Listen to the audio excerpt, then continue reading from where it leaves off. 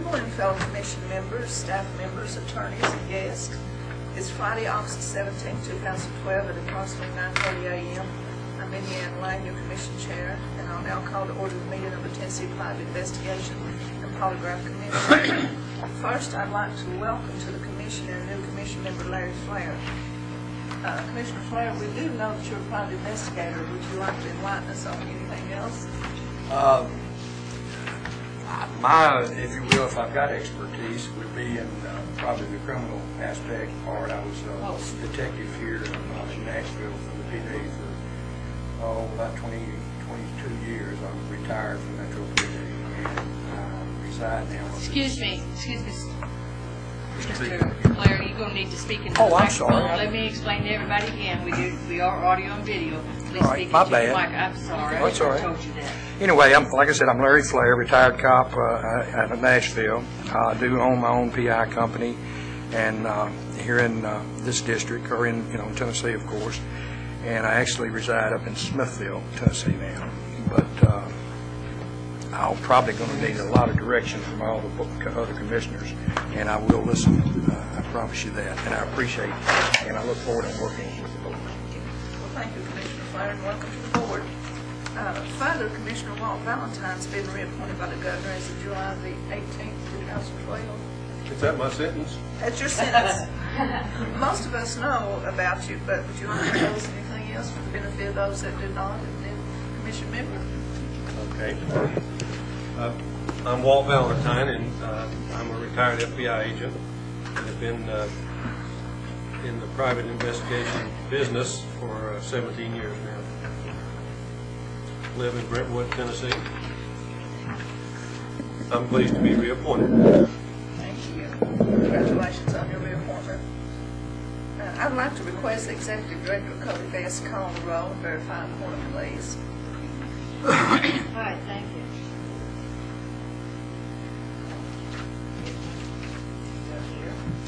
Larry Flair. Here. Janice Holt. David Horton. Here. Danny Lane. Here. Audrey Moore. Here. Dr. Rich. Here. Alan Russo. Kendall Scholl. Here. Walt Valentine. Here. Let the record show that Janice Holt and Alan Russo are not present. Madam Chair, but you do have a quorum. Thank you so much. I'll now ask if each commission member has received and reviewed a copy of the agenda, and if there's a motion to adopt the agenda. I make a motion to accept it. Motion by Commissioner Horton. Second. Is there a second? Second by Commissioner Moore. Motion carried.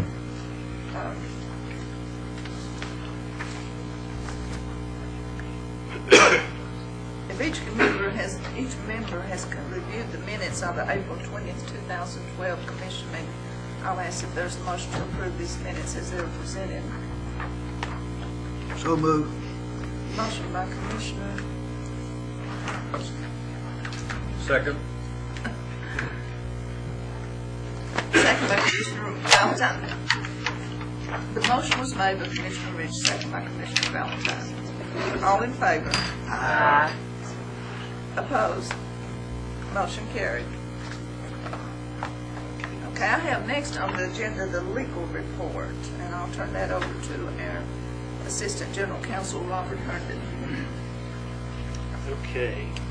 Oh, excuse me, before we do that, Madam Chair, of course, we would like to thank Mr. Schiffel for his service on the commission. Absolutely. He's been replaced by Mr. Flair, but we do appreciate his attendance and his vote to this commission. I'm sure going to go on record, sir. Thank you. All right, we'll start out on our legal report. And this actually will pretty much bring us so far up to date. I think we'll be in single digits with complaints just in general, which is good. Our numbers look really good. And we're doing a great job with handling complaint matters. First case is one that's been here and been to litigation and back to here and back to litigation. It's L11 PIC RBS 2011-025-181 and 182. This case was presented at the February meeting and since been referred to litigation for further action. And in the italics is what was presented to you. The complaint alleges the respondent, a licensed PI company, is or has employed unlicensed individuals to act as PIs in violation of TCA 62-26-204. Investigation was ordered on the matter. A report was received on December 1st of last year. The document reveals wage reports for the respondent PI company shows 3 persons employed by the respondent who do not or have ever had a PI license. These persons were never licensed as private security agents, and the respondent owner referred to their work as investigations.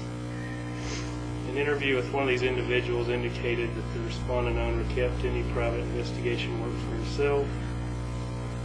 The investigation report further establishes the respondent PI company filed wage reports for the period of April 2010 until March 31st, 2011,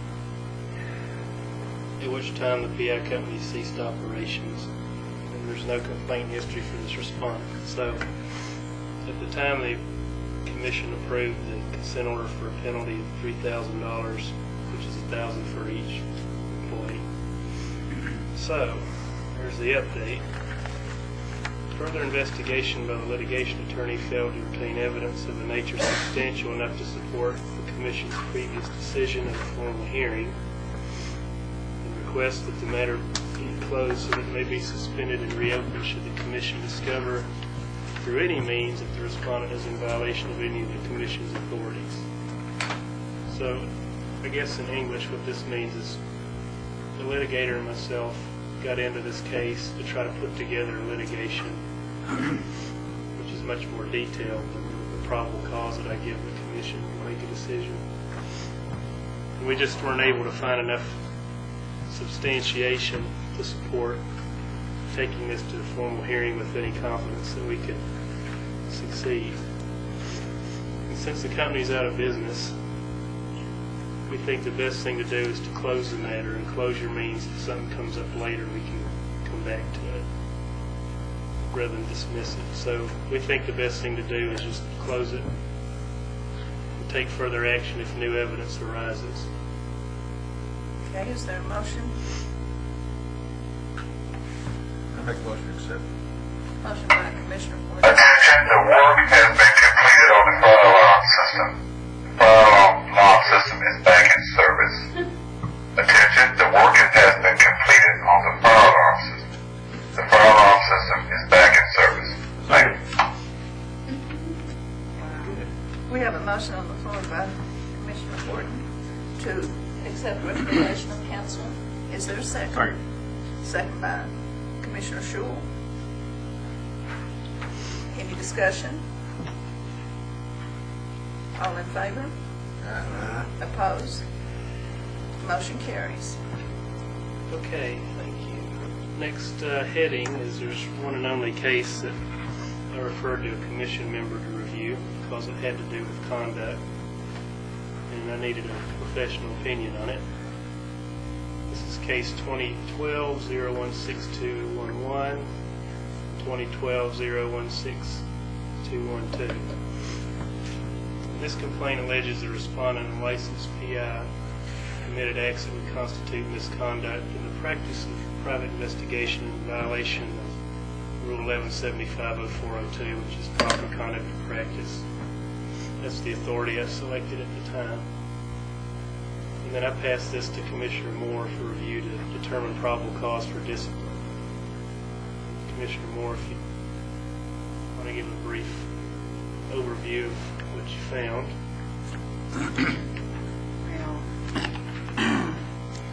Actually, I agree with what the attorney said, but the probable cause that I found was 62-26-221 violation number 5. Reveal information obtained while applying during an investigation to another individual except required by law in Acts 1960. That's what they actually did. They actually did an investigation for a person and then gave that information to a third party. What was the reason for the third party? Anything in particular, or was it just that they talked about the case? Was it damaging to? It was damaging to the person that they did the investigation on, which why it went to the third party shouldn't have been done. Because if you conduct an investigation for a person, you give them that written information. What they do with it is of no consequence to you because you fulfilled your obligation. But when you turn around and turn it over to a third party, that's a problem. What kind of proof was it went to a third party, if you could just tell me? You got the actual letter that they sent to the third party. Oh, okay. Yes, That's part of the you can- file.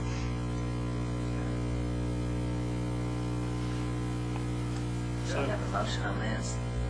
Well, the question, what do we want to do with this? Because I don't know if we've actually dealt with this specifically before, so what's the commission's pleasure on assessing whatever discipline? It's pretty blatant what you're saying, that this person committed the act. Right. So they're in violation. What are our parameters as far as a fine or cancellation of license? What can we do? It would be under your rule on civil penalties. I think Commissioner Moore actually has the rule. If you look under, civil penalties there, violation of 62, 26, 221 is probably on the schedule. It's in the rules. It's not in the law section. Yeah, it's in the rules. Law section on civil penalty. It's in the general requirements.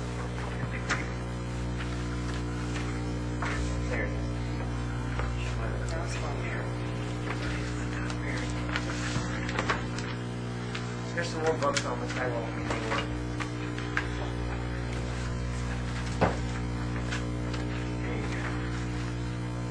These are all statutory.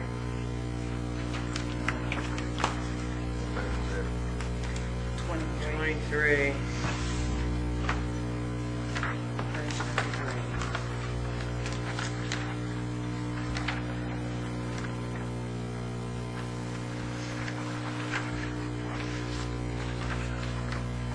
And I think there's a statement in there that tells you factors to consider: the harm to the person,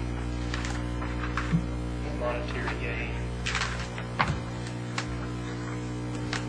That's why I wanted to know a little bit more about the situation. Obviously, we know that it's improper and illegal for them to do what they did, but what was the nature of the letter? What was the reason why they were Well, sending this to this third person? I really don't know because I didn't speak to them, but what I gathered was the person that asked for the investigation had been duped by this person that they're investigating. Once they got the incriminating information, the private investigator sent it to that person's job.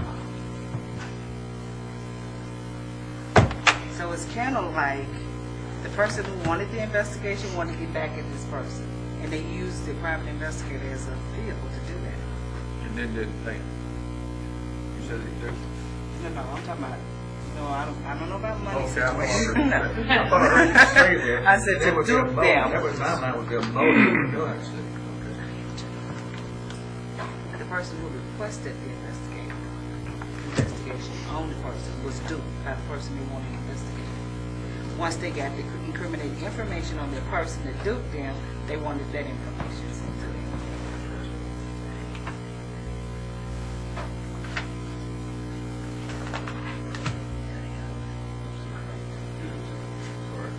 So, who hired this private investigator? I don't know. It's an anonymous person.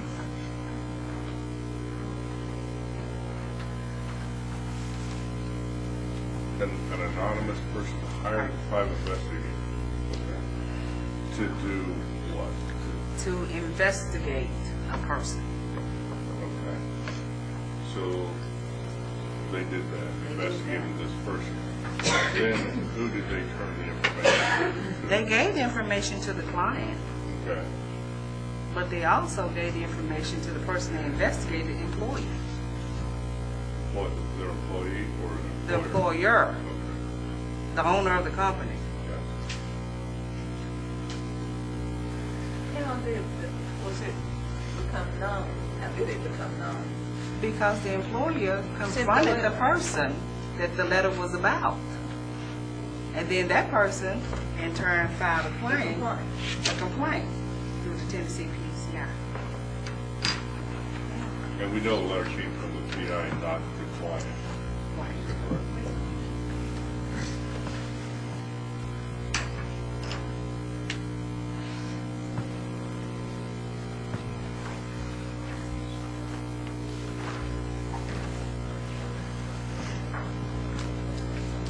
So your analysis is to do what?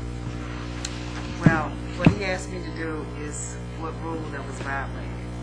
And we know it's 62-26-221. Right. So now, what the commission needs to do is decide how we want to do about this. Well, don't we normally do this by motion? Yeah, but we need to sort of And then have a motion on the table to do the discussion? sounds good. Do you have a motion?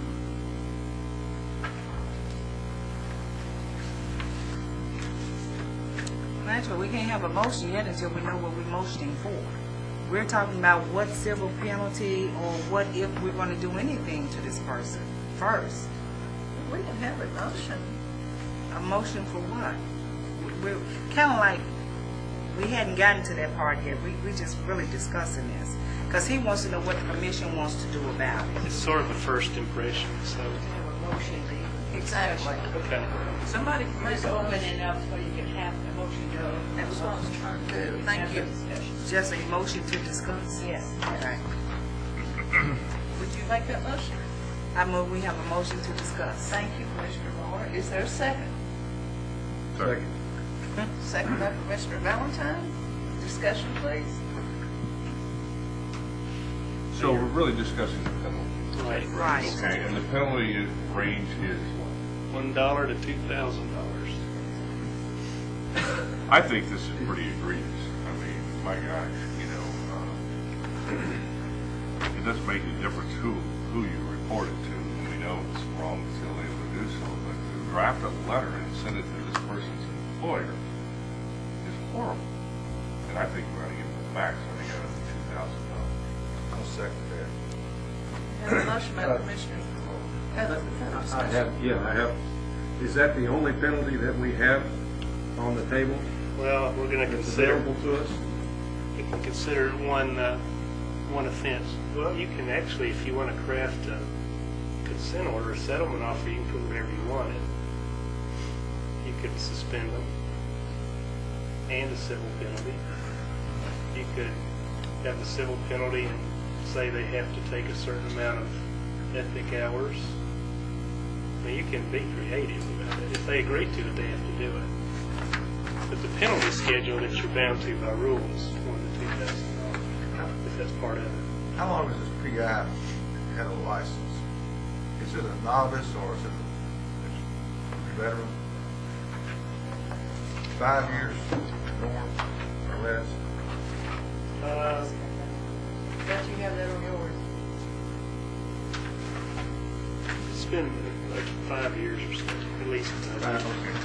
So it's just not some He's rookie been off there the since street? 2009, been licensed. Okay, so that's 4 years. The person's probably been licensed. You mean this individual that did the investigation? Probably been licensed longer than that. Is the individual a sole owner of a company and holds the company license, or do we have a? I don't know that. I believe that is her, is it not? I realize this is not against the company, evidently, it's just against the individual, and I'd like to know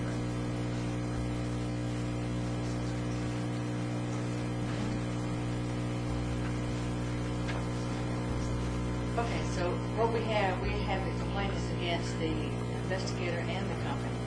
Okay. And they're one and the same. So would that not open up other avenues of more penalties?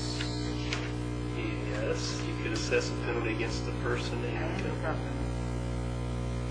Does the company The have? individual licensee was an intern and then got their full license in February of 2018. So they've been licensed a little over 2 years. Are there any other employees of that company?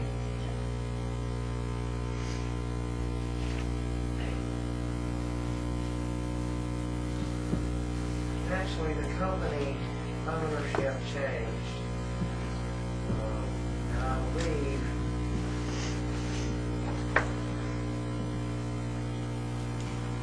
Her father originally owned the company, and she and her husband took it over. I'll tell you when in just a second.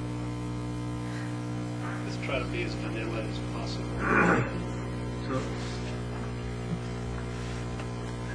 There's so many that doesn't tell us. I know. Couldn't help me at all. She is not the qualified. She is the investigator. There are two investigators with the company.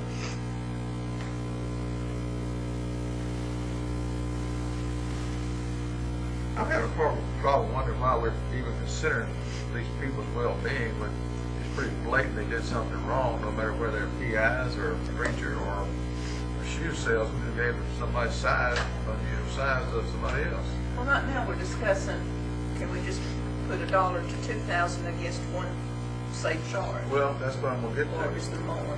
Okay, so I think that it should be a charge against the company and a charge against the person who did it. So you have two. They're both respondents. You can do that. You can do that.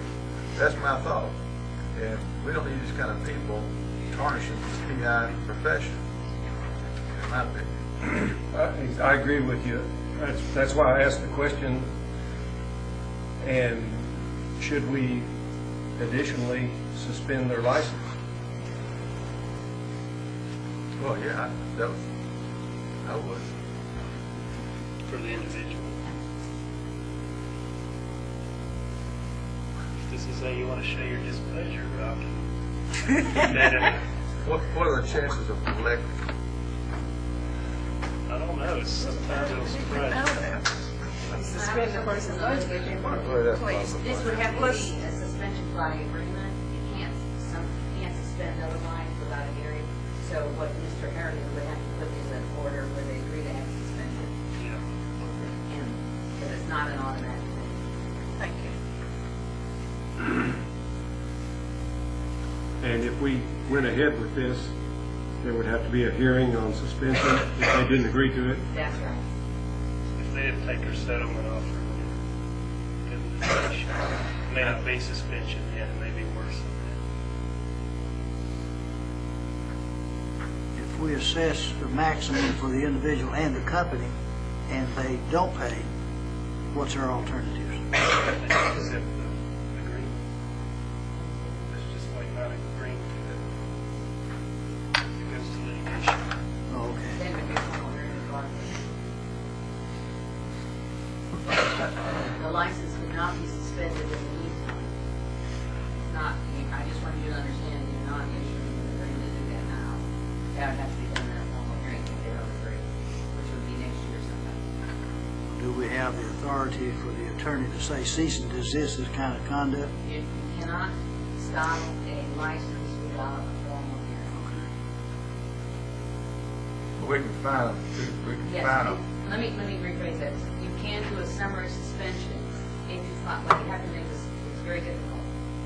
You can do a summary suspension if you find the health and welfare of the public is at immediate risk. But on a summary suspension, understand you'll have to reconvene within 7 days for a hearing. And it's a very stringent, proof matter. But we can assess $2,000 fines to them.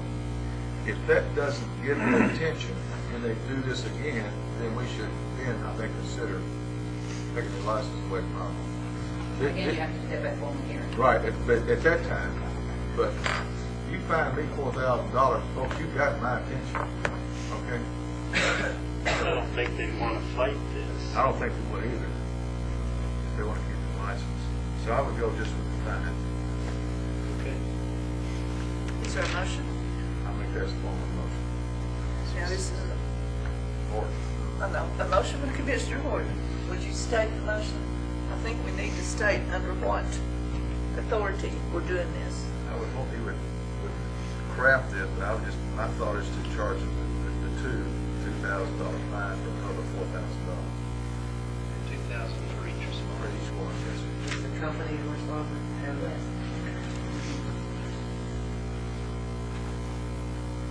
We have For a second. violation of 62, 62, 26, 221, 5, and 217A. Yeah, 217A is the authority that gives the statute. Second.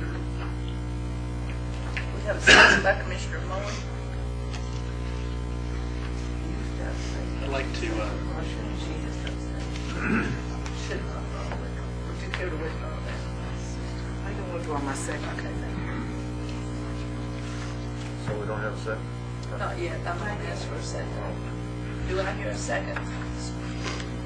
I'll say good. Second by Commissioner Valentine. Any other discussion? All in favor? Opposed?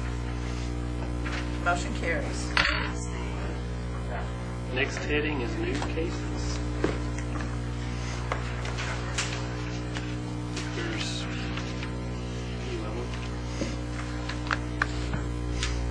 Case number 2012-009-271. This complaint alleges a respondent, which is a licensed PI, failed to produce a complete report on an investigation prepared on behalf of the attorney of a criminal suspect in violation of our Rule 117504.08, which is written reports.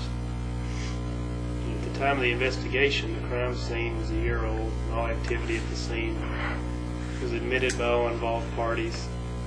Further investigation by the respondent only revealed further evidence of the suspect's guilt and was not helping the case. The respondent dismissed himself from the case and submitted all reported material to the suspect's attorney. The complainant, who is the accused, suspect claims that evidence was not reported or destroyed that would have helped his case. And there's no indication that this is what happened. And there's no complaint history for this PI. So my recommendation is to close the case for lack of disciplinary grounds. Is there a motion? I'll move we accept the recommendation. Motion by Commissioner Sewell. Is there a second? I'll second. Second by Commissioner Valentine. Any discussion? All in favor? Aye. Opposed? Motion carries to close the case for lack of evidence of disciplinary grounds. All right, next page, 2, 2012-009-291. This complaint alleges a respondent, licensed PI, provided PI services without being hired to do so, in violation of TCA 6226-221-4, which prohibits the continuation of an investigation without authorization from the client. This allegation involves a divorce with one spouse as the complainant and the other spouse under the employment, or formerly so, of the respondent. The complainant alleges the respondent photographed events involved in the matter after having it been determined that he was not hired by anyone to do so. And this was evidenced by depositions of the spouse first admitting hiring the respondent, then later expressing they never had. Well, the respondent finally got back to us, states that he was hired legitimately by one spouse. So he was actually working under a contract. And there's no complaint history for this respondent. So my recommendation is close the case for lack of evidence of disciplinary grounds. Is there a motion? I move. Question? Yes. Was he paid in advance, anything for the services? I don't know if he's paid in advance, but I'm sure he was paid. The complainant says somebody hired him, but it turns out that he actually was hired. So he didn't do anything wrong. He didn't wander off and start doing stuff on his own, as was complained against. Move we accept the recommendation. Motion by Commissioner Sewell. Is there a second? I second. Second by Commissioner Ridge. All in favor? Aye. Well, was there any discussion? Let me back up. Any further discussion? All in favor? Aye. Opposed? Motion carried. All right. Number 3, 2012-009-471. This complaint alleges the respondent, a licensed PI, provided incomplete services and billing for the same possible violation of TCA 62-26-221. 2, which prohibits making unsubstantiated monetary charges to a client for services not rendered or transportation not utilized. The respondent sent thorough records and invoices of the matter in detail. There's no evidence in the file of a contract dispute other than the written allegations of the complainant. And there's no complaint history for this respondent. So it looks like he didn't do incomplete services. So I recommend to close the case for lack of disciplinary grounds. Is there a motion? Make a motion to accept. Motion by Commissioner Horton. Is there a second? Second. Second by Commissioner Moore. Any discussion? All in favor? Aye. Opposed?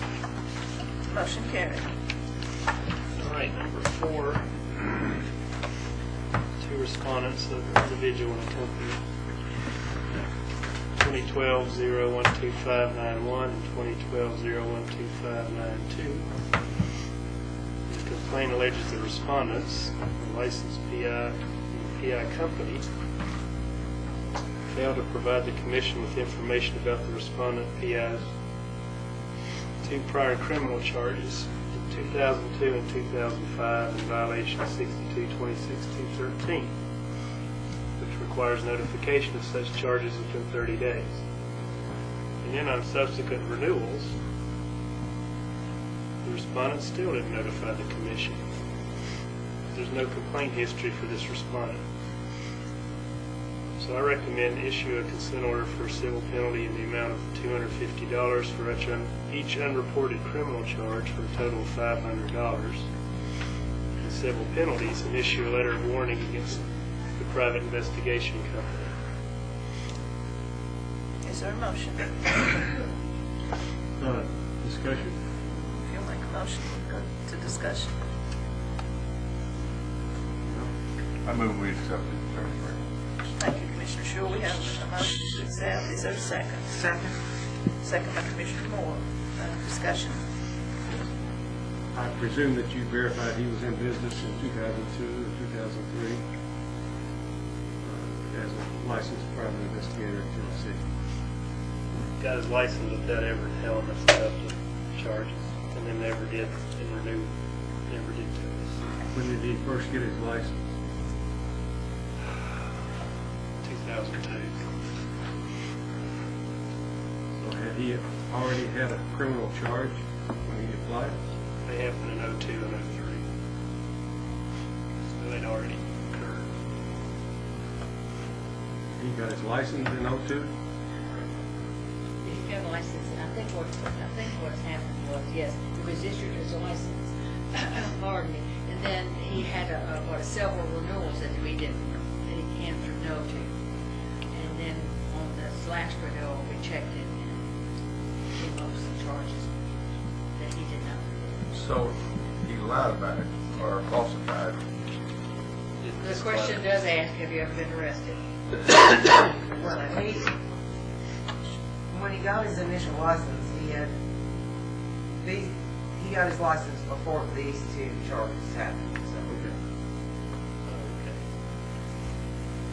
So just in the renewals. But can you tell us what the charges were? Rather not. Wow. Just the fact that they're criminal charges. They're not like murder or anything. Well, good. But Well, if we'll be addressing something else. yeah, nothing that would prohibit them. Do we feel like that they're going to pay the fine if we fine them? You think they will pay, or they just not pay it and lose their license? Or should we charge them with something better than that and get them out of our system? Well, if they don't pay the penalty that's offered, it would go once again to litigation. Litigation. And that's going to cost us money. So if we just Well, we ask for that money back. We approved it. That's investigation, not litigation. Okay. May I ask a question? Obviously, he didn't have these charges against him when he first licensed. Because those charges were subsequent to the time he got arrested. When we do a renewal, do we not do a criminal background check? No, not routine. Okay. We ask the questions on the back of the renewal, we take it at face value, we do an audit now and then or whatever, maybe, like Savage or something stolen about it, the rest, and that's what we do. We don't do it routine. So my thought is they just didn't honest, they just didn't respond honestly by checking that they had these charges. Is that correct? Well, I'm still going back to the beginning. Was he charged with this when he applied for the license? No, after he got it. And how long has he had his license? Years. 10. 2002. Oh, so we need to do $250 for 10 years. He lied for 10 years. No, renewals every 2. Well, for 5 years. Is this And a that was loophole we ought to close? You're right. As far as, I mean, it's like, Or do we depend on their honesty? In this Yes, case, sir, we depend on everyone to answer the questions honestly. In this And when case- they do not, then that's when I bring it to the commission and find out. it would be sort of onerous on us. yeah. I may have been told this and just missed it, but how did we find out about these charges? He said audit. I don't remember. Oh, did he apply for a company application? That's when we found it. Oh, okay, okay. Because do we routinely check criminal records on a company license? Yes, sure. Yeah. Well, any initial. Any Initial, even though you're a private investigator, you still submit your fingerprints with the company application, and you're a man again, yes, sir. Well, I just renewed mine, and I think the question is very specific. Well, that's not wondering why we're kind of dancing around this. I think we ought to just, I hate to use the word nail them, but I think it's pretty, they were pretty aggressive with the action. They knew what they were doing or should have known, and they went against our rules anyway, so why would we find Well, we're them in back where we discussion. can? Well, what I was saying, for each time they review and answer wrong, we should find it. I don't have a problem with that. We have a motion. I'll make that a form of motion. Motion by Commissioner Horton. Wait, I thought we'd already had a motion to concur, We do. and we haven't voted on it. I'll resecond it. That was, we opened up for discussion. It was, Yeah, the but motion we- was by Commissioner Horton. No, we Shule can't. and Commissioner Moore. Yeah. That was to concur with recommendation of council. Right. Which is currently $500. Letter of warning against the company. If I may, Sir? I'm the new kid on the block's got a question. With all seriousness, are we sending a message from this commission saying that we're going to fine you $500, but yet you've got 2 convictions, so therefore you can continue to practice? That's what I'm trying to get across. That's what I'm Well, asking. again, these were charges. Okay, they're not convictions. The statute says charges, it doesn't say. Yeah. They have to know What what the they're action charged is. with. Right. But, I mean, my question to legal, or to the board, if I may, is we as commissioners sending a message saying that, okay, we're going to fine you 500 or whatever we decide on today, and then we're kind of condoning that that's okay from this point on. So you've been punished now that you've got these 2 charges. Or would a suspension type or a loss of license, would that come up? And I think the other council already said that you'd have to have a legal hearing on that. That's my question. If they don't accept a settlement, we have to have a formal hearing to affect our current license. But I think your question is, what kind of message are we sending? Well, I mean, legally, would this commission then condone, or we're saying it's okay from this point on, we know about these charges? Well, in the past, this is what we've done. Okay. Precedent is that we've assigned a civil penalty when they don't report. And of course, every case stands on its own legs. I mean, if you see aggravators or mitigators, then as long as you articulate that into the record to show you're not being arbitrary about how you assess penalties. But certainly as a regulatory authority, that's your prerogative. Is your question technically, is his license going to be renewed, or have they been renewed? Well, I think that he's asking about the actual charges or the arrest or whatever. But if it was egregious, it would be before you for that reason, not before an arrest. They could have already been Yeah, now I dismissed, see. it could have been minor, corner, but Yeah, it it's- did not report Correct. the arrest. I got you. So you're saying that if it's a DUI type thing, that's one issue, but if it's a homicide, then Then it before you for a different reason. Or if it's something that has to do with your moral turpitude, like theft or theft, something that shows that you're a dishonest person. Or DUIs are just stupid, really dishonest. Well, as to the motion by Commissioner Shule and second by Commissioner Moore to follow the recommendation of council, there be a penalty of 500, civil penalty of 500. I have a motion and a second. All in favor? Opposed? Aye. Yes, it fails. Start over. Is there another motion? I make a motion, we attach this or assign this penalty based on each year that they misrepresented the facts on their application. What is several renewals? Renewal. Be times 5. So what my thought is, we're gonna give them the benefit of one mistake, but they shouldn't have made the mistake the second time if they read and fill out the application. So my opinion is it was an intentional act, and they should be at least fined twice. Or for each renewal that we know. For each application. 5 times. it seems like to me that we ought to just find him the maximum for both his company and his personal license. And that avoids all the other issues that come up. You're saying one time, and Yeah. not for each year. Just find him $2,000 for his, He doesn't have a company at this point. He's with someone else. the two charges are for the 2 arrests. Yes. Okay, charge him $2,000 for each arrest. 2006.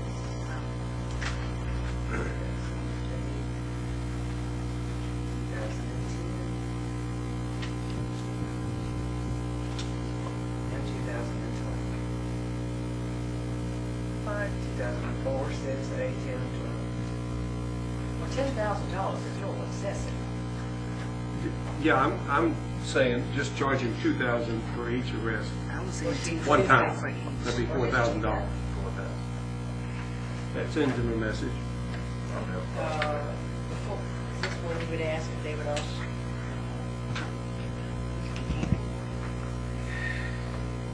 Authorize the payment. We need to tell them. Is there a point you need to make to us?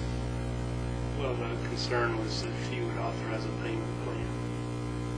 Well, that's an excessive amount of money for anybody. If he comes back and says, okay, I'm willing to accept this, and I'm have a payment plan, we need to make Yeah. sure whatever you Is that in in that there? isn't, yes, it's in. No, it couldn't. Gross amount sounds like 4,000. I couldn't do it without your authorization. I don't want to have to bring it back again. Well- That will be for another 2 months. Why don't let the person go and borrow his money from the bank? As opposed to us to be in the banking business. We need to get a motion so we can. We have, The government. Commissioner Horton has a motion on the floor. And what was your motion? That we find the full amount is recommended here, but for each charge. You said penalty for each year. Full renewal. So if it's $250 a charge for every renewal, It's 4, that's $1,000. Yeah. I don't know what they 5 times 5 is $2,500. You're just assessing it a $500 fine for every year he checked it wrong on his renewal, Right. which is, no, 500 times 5. 500. It's $2,500. 2,500. Huh? I don't know what the 4,000. 2,000 each. So That was in discussion. Yeah, it was the Yeah, but the motion 250. he made was to fine him 250 per arrest for every renewal period, which is $500 a renewal period. That's what the motion is on the floor, correct? Right. And that's times Times 5. five. $10,000. What? $2,500. 2,500. $2,500. Yeah. $500 per renewal and you check Give it me a out. heart attack. Five And it's times, renewed 5 times. 2,000. We have to, I understand you want to make sure we get somebody's attention here, but we have to be little. Well, we got these. Never seen the message of how much it costs to lie. That's what's on the floor.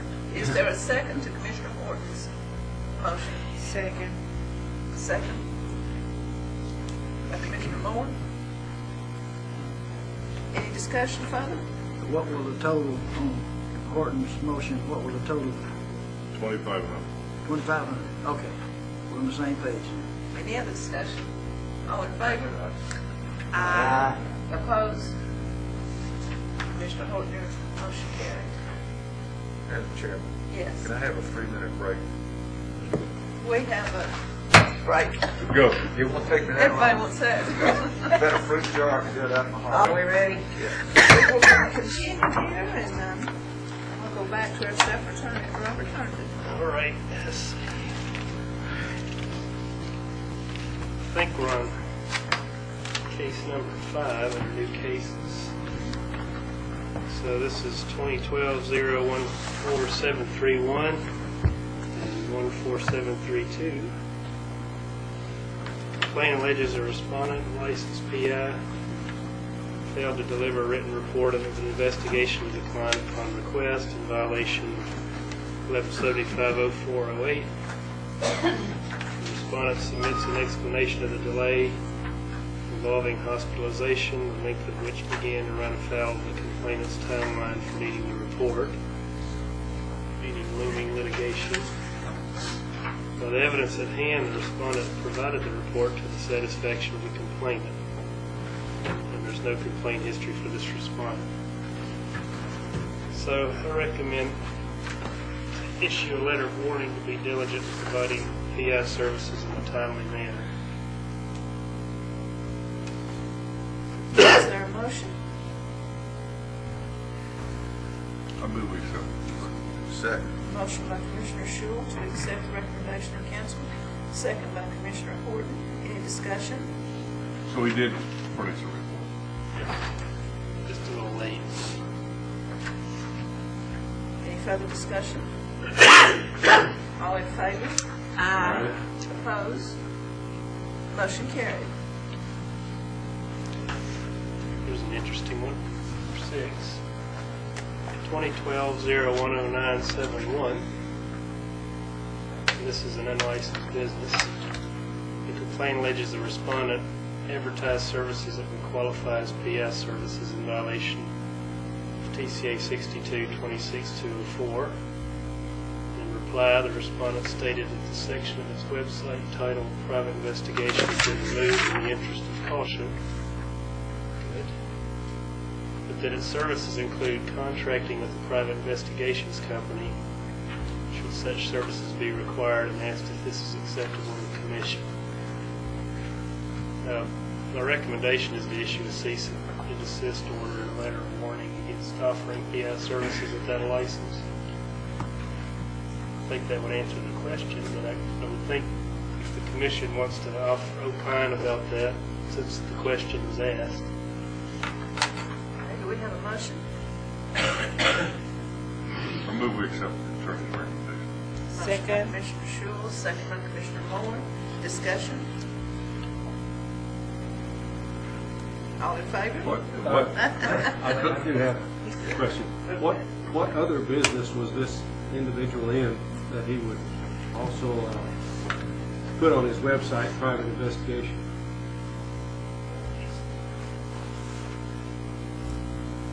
We didn't have a problem with the rest of it. It's just having that little title there.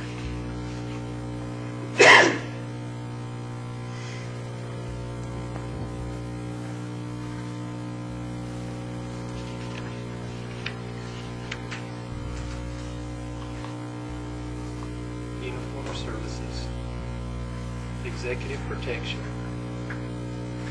patrol service, And he has a license for all of that? evidently. Private investigation is the one we had a problem with.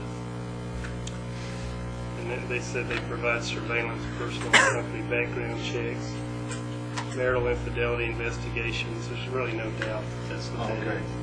It wasn't like their brother was in the PI business, and I'm advertising real estate appraisal and insurance claims and also PI, because I called my brother Charles. It was totally different. Their explanation is that if they needed to provide those services, they would get a PI. But, you know, to us, that makes it a PI company. So I think the answer is no, can't do that. But their specific question is, out of an abundance of caution, we've removed the section on our website titled Private Investigations, but upon your review, we would like to return that section to the website if that is acceptable. No. I said we ought to find them here. We can't find them Well, you could for unlicensed practice, but they've done what we would have asked them to do anyway. Right. Without us asking them to do it, which is what we want. I think the answer is no. Don't put it back up.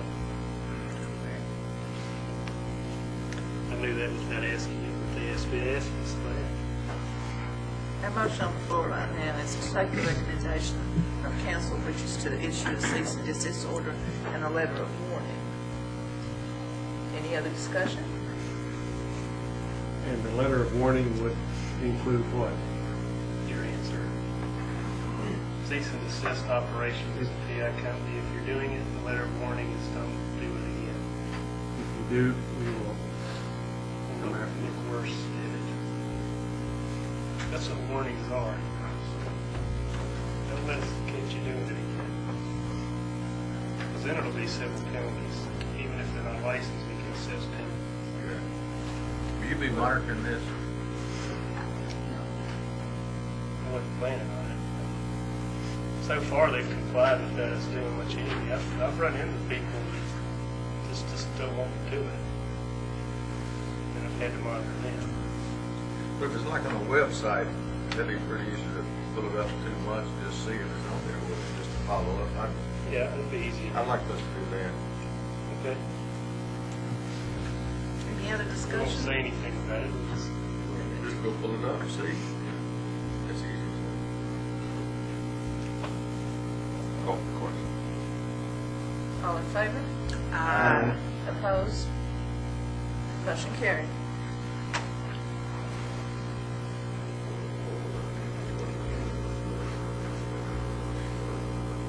All right, number 7. 2012-016191.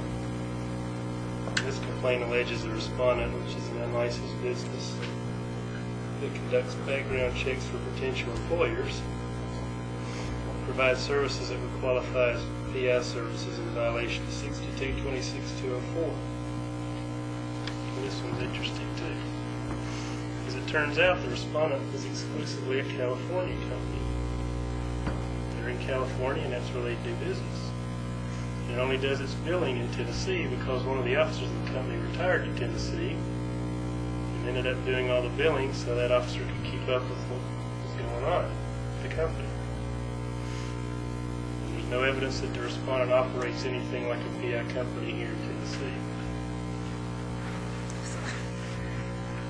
So their home office is in California, they operate in California, they just have one retired guy here that does their billing for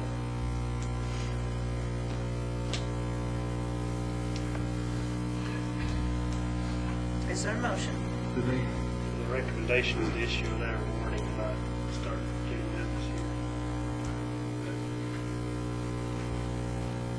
I think a chairperson called for a motion to discuss. I move we accept council recommendation. Motion by Commissioner Moore. Second. Sorry. Second by Commissioner Shule. Any discussion? All in favor? Aye. Opposed? One opposed. Was that you, Commissioner Gordon? Yes, ma'am. Okay, thank you. Motion carried. All right, the last one. Great. This is against a person in your company, your employer. 2012-016391 and 2012-016392. Company alleges the respondents, a licensed PI and a PI company, conducted unethical behavior in providing PI services, which would be in general violation of our Rule 1175-0402. Specifically, the complainant alleges that the respondent PI, who is an employee or agent of the PI company, initially declined an offer of employment to provide digital forensic services and then later ended up providing such services to the opposing party's attorney in divorce proceedings, an act which the complainant considers bad business practice. The respondent PI has a separate company that provides this service, and the respondent PI company did not employ the respondent employee for this service. Documentation in the file seems to corroborate that the respondent PI company was not responsible for this conduct, as it was providing surveillance services only on this case. The respondent individual states he did not accept employment from the complainant.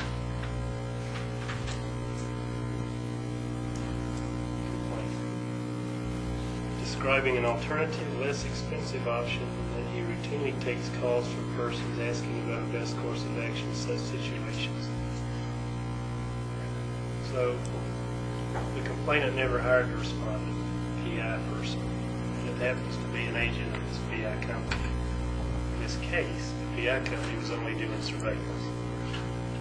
The agent also has a company who's apparently doing digital stuff for the opposition. So if you can untangle that. Excuse me. The same PI did the surveillance and also owns or has the services to do the forensic on the computer. But the same guy didn't do the surveillance part. Okay. Work for the same company. He just happened. The associate. Okay, I understand. Could I have a motion? A motion for discussion again. Yeah. That's what they, Would this be like, Mr. Moore. I move we motion to discuss. Okay, we have a motion to discuss with Commissioner Moore. Is there a second? Second. Second by Commissioner Valentine, and we're in discussion. A motion to discuss. It's okay. It's, well, we're discussing. We'll vote. Okay. It's, I have a motion and a second. All in favor? Opposed? We can discuss. I'm not good doing that. We hadn't voted on the discussion. No. So, to let me get the facts straight here, we've got a guy who works for a company that was hired to do the surveillance. Now, the guy that happens to work for the company that did the surveillance, but he didn't do it. Right. He didn't do the surveillance. He works for the company that did the surveillance. He also owns But a he digital. owns a digital, and he did the digital work, knowing that the company he worked for did the surveillance. I would think he would know That's the big question. That's an ethical really. question. It's a That's conflict of violation interest. of ethics and conflict of interest and all kinds of stuff. Is it possible this guy didn't know that his company? that. That's possible.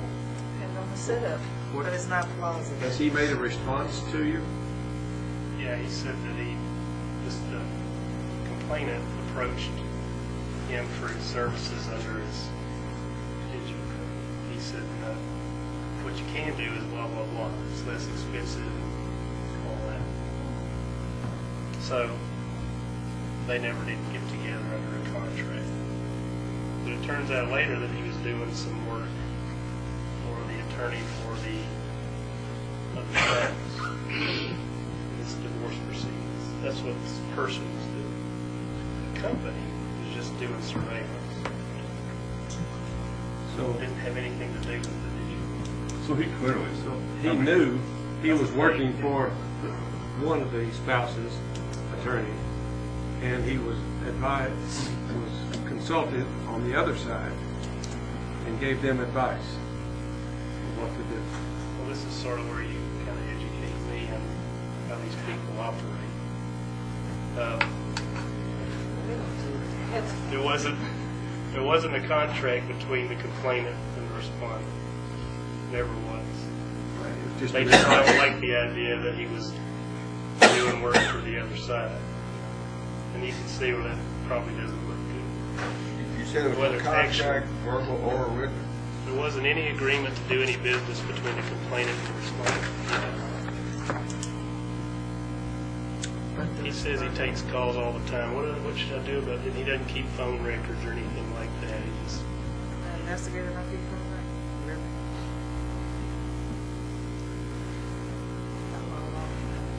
But did he do surveillance?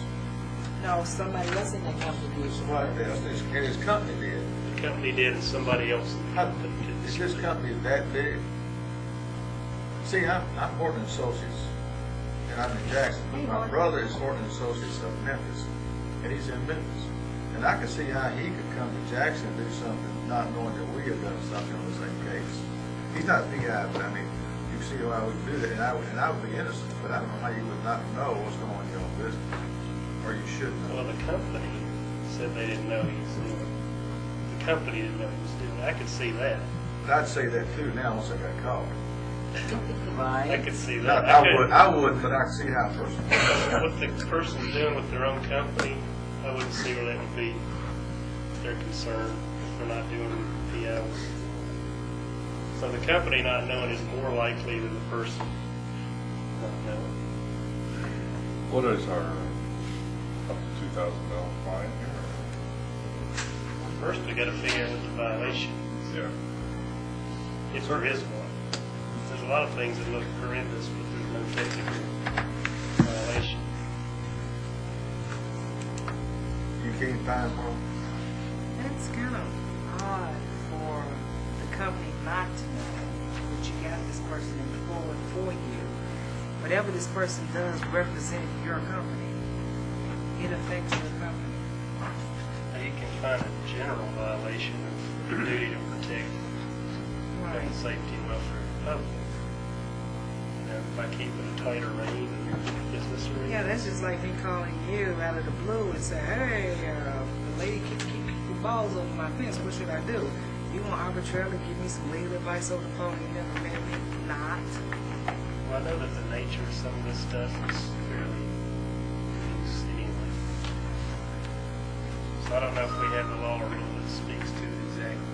That's why I'm asking sort of for your guidance and trying to. Well, is it ethical?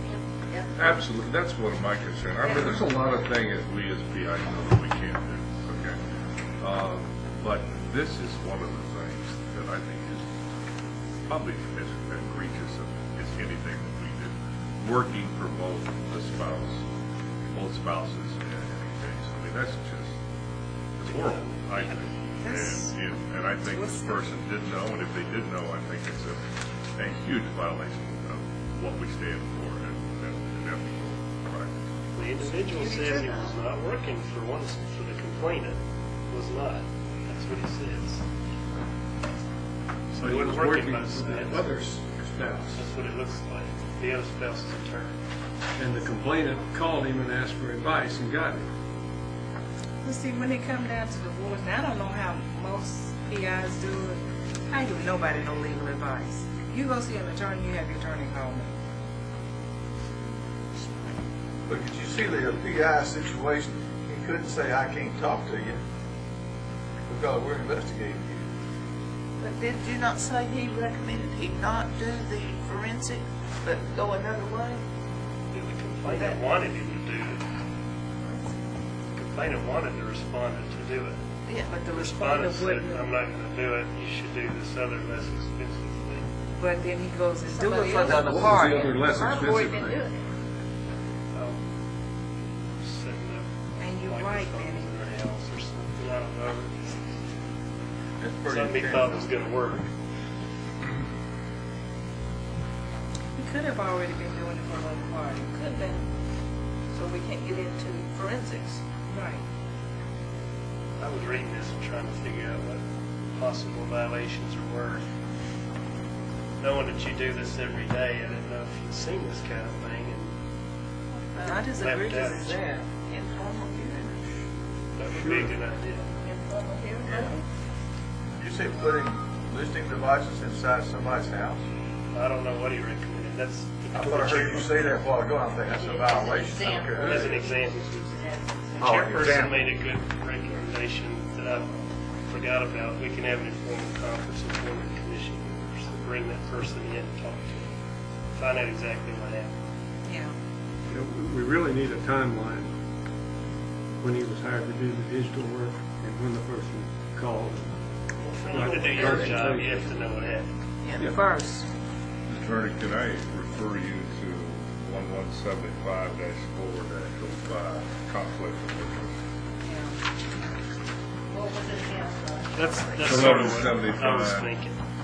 1175. Yeah, it's page 36, 1175-4-05.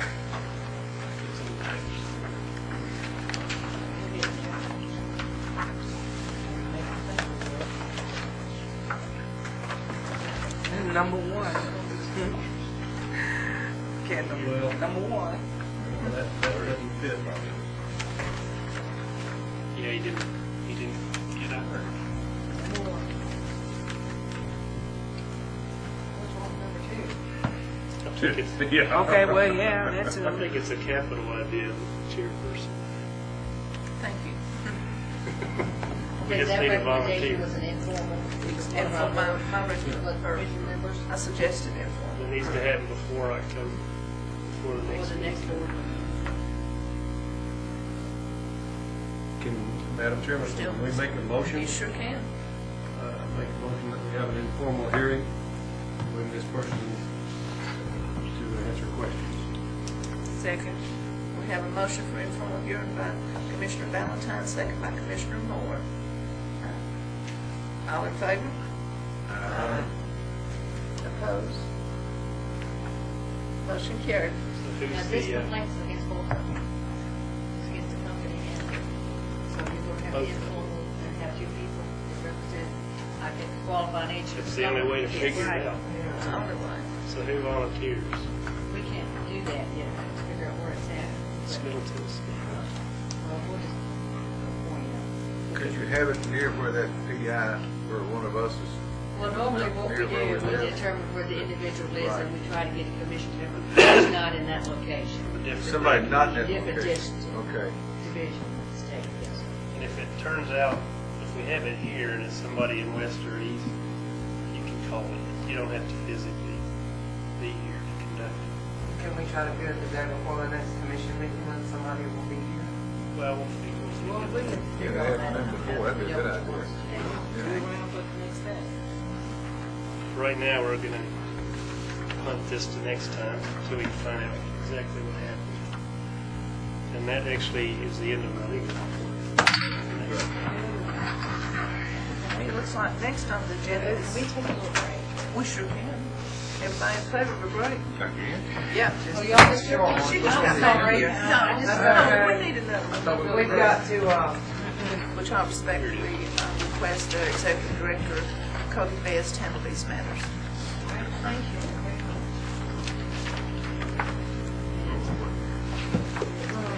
This is information that I gave you every week. Beth, have we emailed any of this information to the board? Okay, so maybe if you're interested, we're going to go, just look through it a little bit and I'll explain some of it, but if you would like to have a hard copy emailed to you, sometimes it's hard to follow it on this iPad, we'll be glad to do that. Big deal. So I think we're in Exhibit B. Say B. B. B. B is in boy. B is in boy then. Disciplinary report. That's several months. Yeah, it is. It's April, May, June.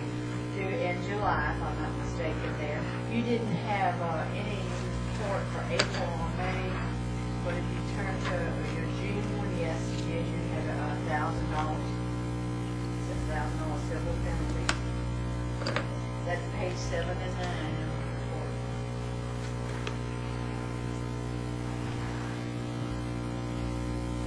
Of course, I'll tell you at a meeting, this is all done. programs that we have, we combine it together, and the report that has to be turned in.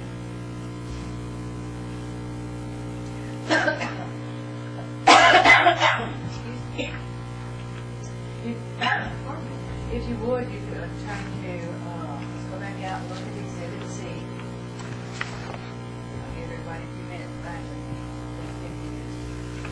And for some reason, no matter which way you turn this, it's going to be crooked. So it's mine today. So it's, I couldn't. it's okay. So I'll just try to help you a little bit. Just kind of turn it just a tad. What actually, if you just read it, is the complaint report. You have is over 13. That's why mine, I had to do that in the office, but I got it a little bit right If I go to sleep, somebody wake me up. Okay, so you have 13, but if you look down at the bottom, it does say total complaints in open to July. It's 5 about the individual and 1 for a company. Sometimes you don't really have maybe one here and there, but you seem to have several complaints hitting all at one time here. I want you to see that. That's the reports that we turn in also. It talks about your formal charges authorized. You still have that one against the company? Oh, it's got closed today, so okay, I'm into that one. And you can see the codes that we use there, legal representative or staff response is when we send it down there, and the attorney gets it, whatever. More history of that one.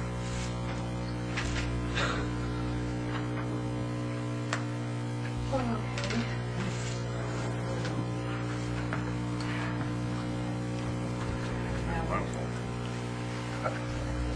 Okay, this is D, yeah, this is, I believe this is Exhibit D. It's a whole, probably a whole lot for you to look at there, that's what I said, email it to you. These are really reports that we turn in, every month. Well, you'll see the May, June, where it's still about Senator Bell, all that stuff is still on there. That has been resolved. But if you will go to,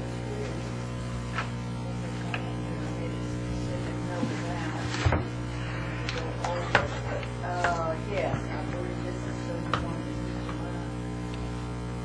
Yes, if you turn to your July, the 9th, you got page 1, page 2, page 3. I want to talk about page 4.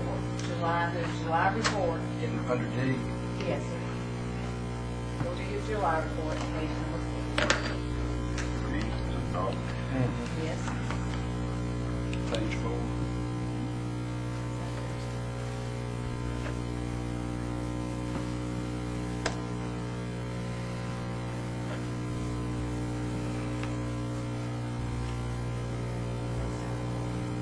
No, I do apologize. It's in there, but let's go to the August, the very next report. It's easier to follow. Okay, and that is page 4, but it's August, not your July. All right, what it says is 4 commission members' terms expire on 9/30/2011. For TCA 6226-301D indicates that they continue to serve until a new appointment is made or that they are reappointed. 2 appointments were made, but Governor Haslam, that's Walt Valentine, was reappointed, and David Schenkel was replaced by Larry Flynn. Like I said, we appreciate Mr. Schenkel's dedication to the commission. You continue, if you wish, you continue to serve until you have been reappointed or someone has been appointed in your place and you will be receiving notification. We have not received any notification of any other changes to the commission. That is, the wish, those of you who have expired, you still wish to stay with the commission. I'm sure the governor's office, if they make any changes, they'll notify us, and then we get a letter that says thank you for your service. It's the first time you know about it, and I know about it about the same time. But usually when it does that, someone says, automatically. I just wanted to go over that, make sure you saw that. Everything is the same as it was from our last meeting, except for our new commission member here. We do expect a lot from you, Mr. Flair, as a commission member. even more from him since he's been moved to mine. Oh, yes, but he's already been broken in. You know, this is Miss Blair's first time. That's all. It's good to have these older men on the board on a commission with us. Oh, okay. Well, And should have it in. I was in there, Mark. I resemble that myself. I was really, I'm not going there. Tongue-in-cheek comment. it was. If I'm not mistaken, that is my report. Now we're gonna go to the experience. That would be Exhibit E. Private investigation company application, we want to review the experience. First one is Rich Ford. It's just 4 years. Written up. Okay, I'm just asking.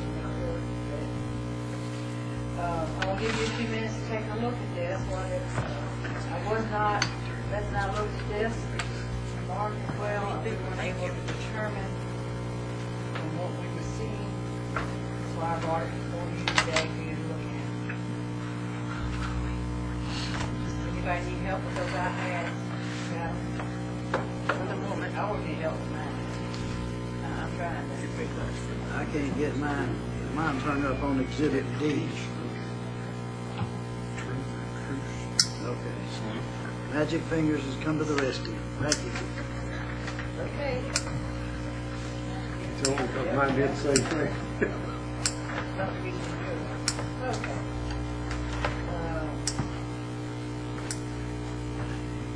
She is a part of her application there. There's her year she attended the University of Tennessee. It's gonna take a few minutes. I think there's like 22 pages of this. I'm gonna let you take a few minutes to look this over.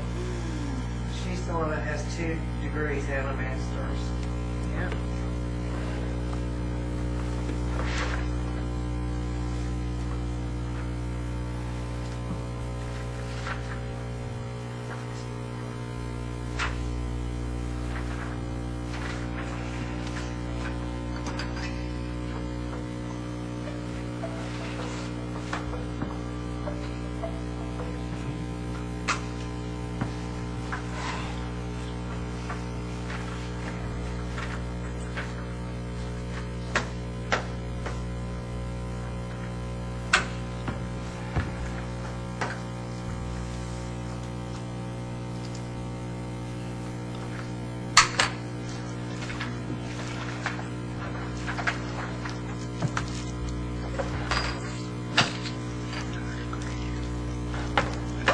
Got her paperwork there, Beth. What did you both these degrees in? Educate, what is education? She has a Bachelor of Science in Education that she got in 1982, a Bachelor of Science in History that she got in 1970, and a Master's in Education in Elementary Education that she got in 1990.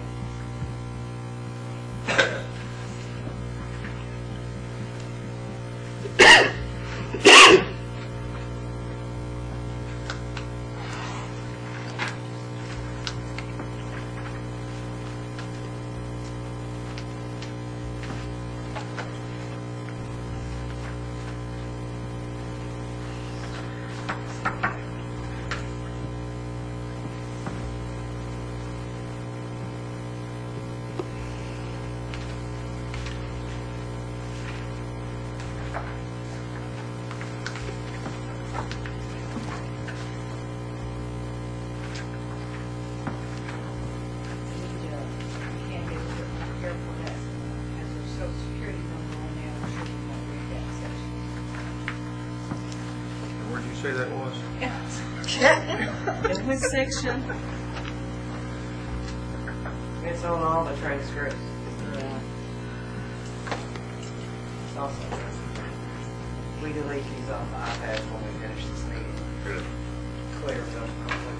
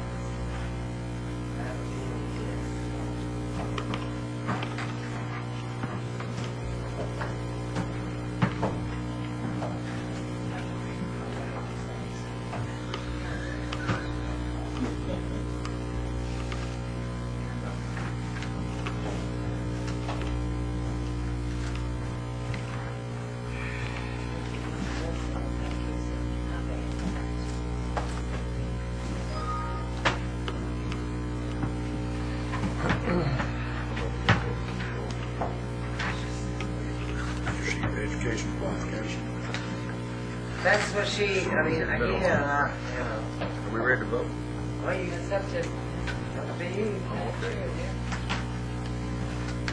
I thought it was related, but there's something else going on. Let's get it done, but we did.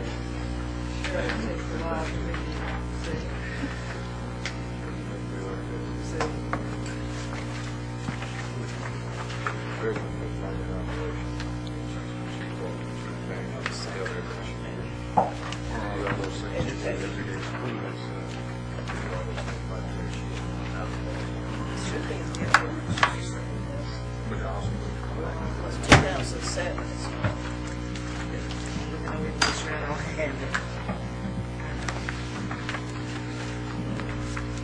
All right, put your finger on the education requirements. Yeah, it's on page 17, I think. It's not in that, oh, No. Education, wasn't it? no, that's continuing ed. 2007. Okay. This is the new law, it's the amendment, and the rules are in the new rules that are the handouts that are sitting with your book. Okay, what It's not page in on the that? book.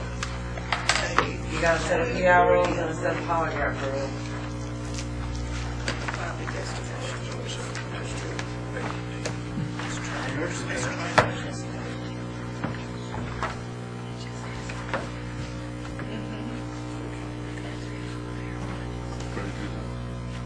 We don't have it yet, that was for the training.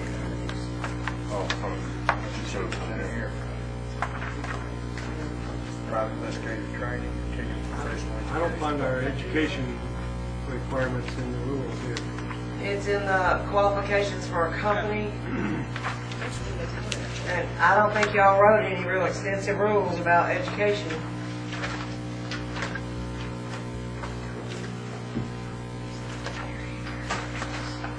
It really says 1 year of education in a related field acceptable to the commission, or something like that. In the related field. Acceptable.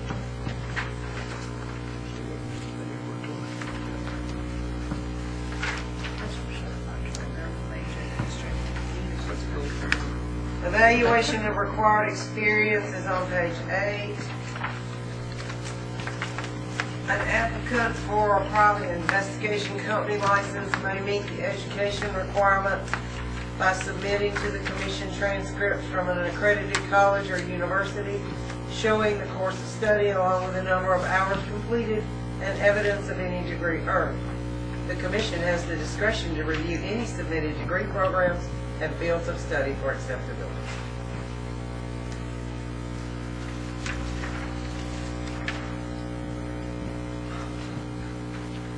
I know when you guys were initially drafting these rules, several comments were made that any four-year degree should qualify a person, but we didn't put that in the rules.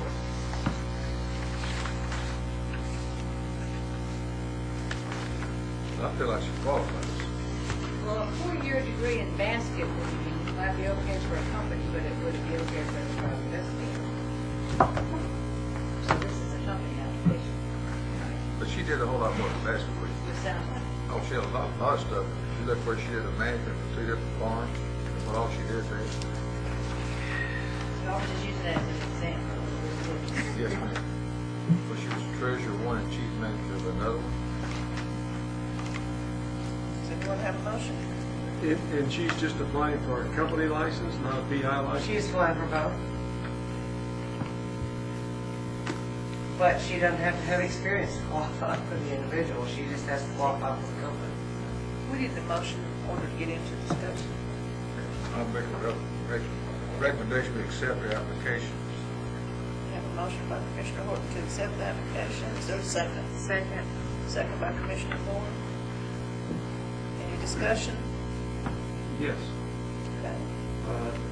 Being the treasurer of a farm and the chief manager of a farm doesn't really qualify for to be a private investigator or to manage a PI company. I disagree In with my that. opinion. I own a farm and I operate one, and there's an awful lot of government rules and regulations we have to abide by. File report. Does that have something to do with private investigation?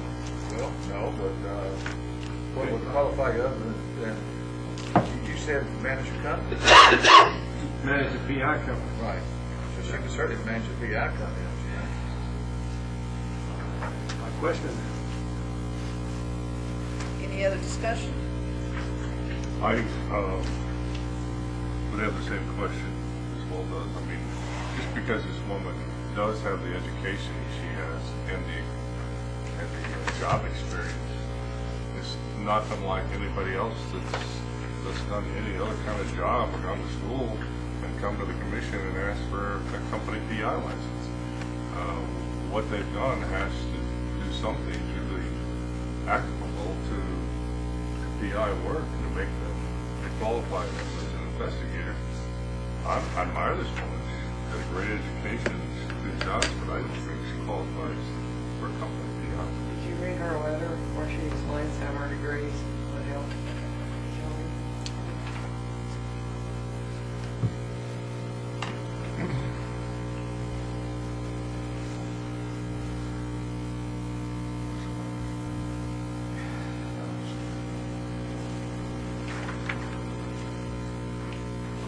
I don't find that letter in mine.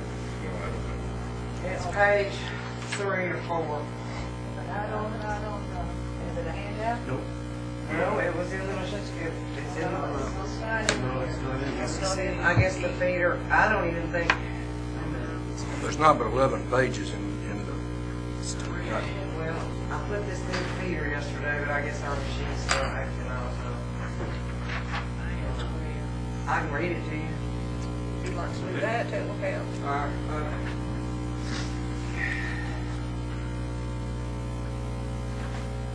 I guess it's stuck together, I apologize.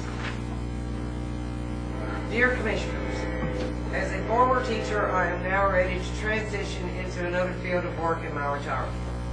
It has been a lifelong dream to become a private investigator, so it is with great interest that I am forwarding my resume and application for licensure as a private investigation company.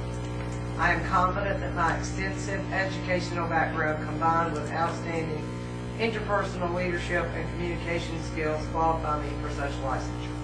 My 30 years of teaching experience as well as my education parallel the skills necessary for investigative work. I have 2 bachelor's degrees, one in education and one in liberal arts, which includes a double major in English and history. Because of my English major, I possess excellent oral and written communication skills. I would be able to write factual, clear, understandable, grammatically correct investigative reports for my clients. As a teacher, I am at ease with public speaking, making me credible as an expert witness if needed in court. My history degree also parallels today's investigative work. Thusly, history takes events and looks at them in chronological order to judge their truth, relevance, impact, and significance. I would say investigators do the same. Our laws are based on history, and I understand and can adhere to the laws governing this profession. Mine is a family that reveres the law. My husband, daughter, and son-in-law are all attorneys and great resources for me as well. I have a second bachelor's degree and a master's degree in education. I was a member of my school's computer technology team. It was my responsibility to instruct other teachers on how to implement the many required Memphis City Schools computer programs for classroom use. In the 21st century, most investigative work relies heavily on this same computer technology expertise. In addition, I use observational skills daily as I watch my students to develop IEPs, individual education plans, for each and every one of them. This required ongoing detail-oriented note-taking while being alert to behavioral changes and internal and external factors affecting learning. Each student's profile and recommendations were different based on these observations. Again, these same observational skills and good note-taking are vital to the investigative profession. As a teacher, I recognize the benefit of continuing professional education even above and beyond the required hours that would make this a priority for me. Finally, I put forward that I would be an asset to the private investigative profession, especially in my age demographic. I have the knowledge, wisdom, and discernment of judgment to enhance this field of work. Please consider my skills, comprehension, and enthusiasm for such an endeavor. And I apologize, I don't know why I didn't copy. President, we have a motion on the floor made by Commissioner Horton, seconded by Commissioner Moore to accept this. Any further discussion? Can I make a comment before Yes. we vote? I'm looking at her letter, personal statement, and functional summary. Probably most of you in this room never served on the Southern Association of Colleges and Schools Committee. I did for 9 years. And you can't be a dummy and be a committee member, and you really can't be a dummy and be the chairperson. So her experience with serving on a SACS visiting committee for accreditation of a college or a secondary school, in my judgment, would more than qualify her. And if you look at her experience, as she filed the partners' financial disbursements under this treasury of the Flynn Farms, you can't file a K-1 and be a dummy. I don't know how many have ever been a partner in a business, but you get a K-1 statement at the end of the year instead of a W-2. And if you prepare those K-1 forms, you've got to be able to stand upright and chew gum. So I'm saying her experience, aside from the elementary, she ought to get a battle pay for being an elementary school teacher, but that having been said, her other experience is what says to me that she's qualified for a company license. Any other discussion? Again, I admire her for her background and her education, but and I'm sure she's a smart lady. I have no doubt about that. But just because she's smart doesn't mean she's going to be a good PI. The idea of having a company and the licenses that you are going to be able to serve as someone who can hire other private investigators to work for you and have some experience. And I just don't think she has. I have no problem with her being a PI, but I think she needs some guidance by someone who does have the background and experience and education to be a PI company before we allow her to have her own company. So I'll be voting against. Any other discussion? It seems like to me that if she just wants to join her family of attorneys as their investigator, and she doesn't really need a PI license to do that.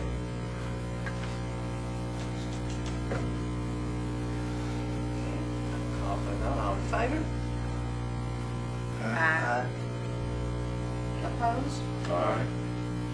Excuse me, need a roll call. Mr. Clay, we need voting. Could you have a vote again, please? Roll call. We've had one, okay. Do a roll call. Larry Flair, I'm gonna vote aye. David Orton, Aye. Minnie Lane, Audrey Moore, Dr. Rich, Aye.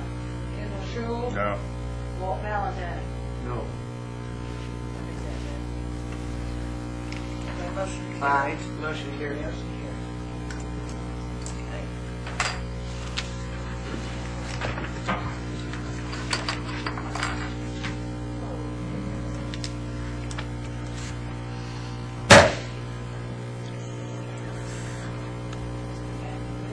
All right.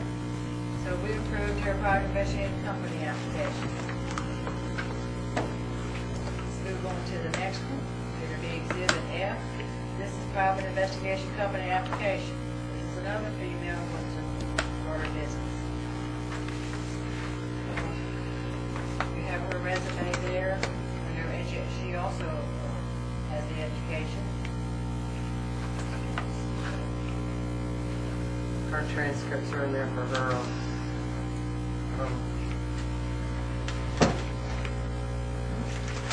Criminal justice program at, And she hasn't completed it. Well, she was a corporal at the Tennessee Prison for Women. Associates in Applied Science, Daymore Institute, Hopkinsville High School. She has several things in there. But she does have a resume there listed.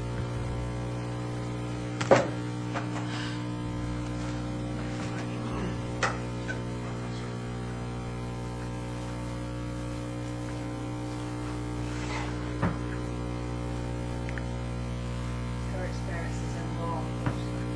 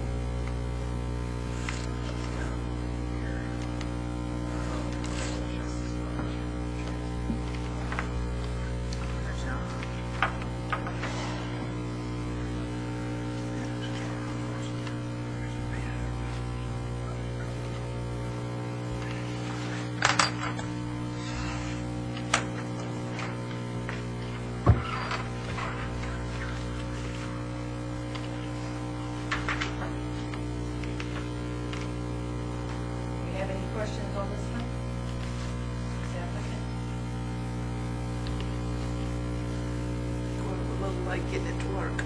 Oh, I understand. So she hasn't finished her associate's degree yet at Daymar? No, she's been going since 2010. She has a considerable number of credits, but she hasn't been awarded the 2-year degree yet. We have a motion here, so we can get to discussion. I'm sorry, I have a question, so we need a motion first, right? We need to make a motion. Yes, you need the motion in order and vote in order to for discussion. Yes. Someone, I make a motion for, openness for discussion. okay. Motion open for discussion by Commissioner Valentine. Do I have a second? Sorry. Second by Commissioner Shule.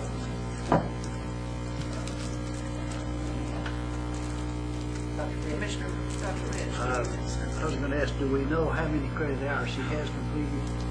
It shows only 60. Well, then there's 68, I guess. I looked at the courses she's taken, they look good, but in the past, we've said they got to have an associate degree, right? No, it says 1 year 1 of year. education in a field acceptable to the commission. Okay, well, this certainly looks acceptable. I looked at the transcript here. Any other discussion? All in favor? Well, we need No, a wait, motion. You Yes, didn't because vote it's on the motion to discuss it. You'll have to vote that one and then make another. all in favor? Opposed? Motion carried. We're down to a motion on this. Does anyone have a motion?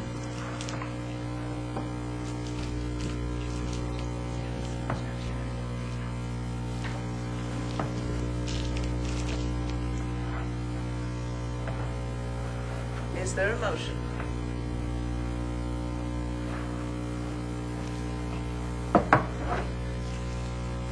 move that we deny this applicant's license based on lack of experience. Commissioner Schulz made a motion to deny. Do I have a second? Second by Commissioner Valentine. Any discussion further? All in favor?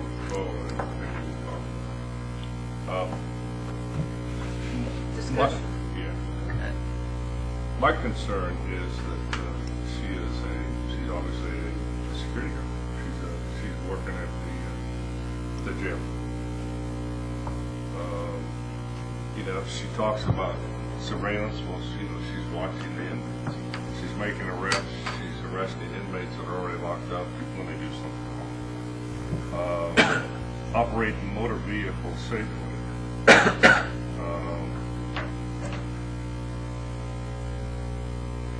I just don't, again, I'm probably a little more critical than some of the other board members about what constitutes educational requirements or experience requirements. But being, a guard at this prison, at this lockdown facility by itself, and this does not warrant the work experience that I think she needs. That's why I voted this. Also, she mentions that she's a deputy sheriff there under objective, seeking to establish a private investigation company. But I don't see any deputy sheriff listings for her employment. She works at the Tennessee Prison for Women, operating a dorm.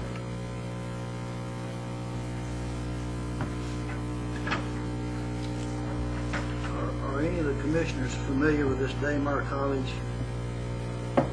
Yes. Are you? Yes. Is it legit?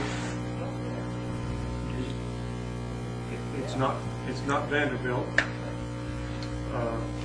but they have a lot of students. It's a day school only. Hers obviously have all been online.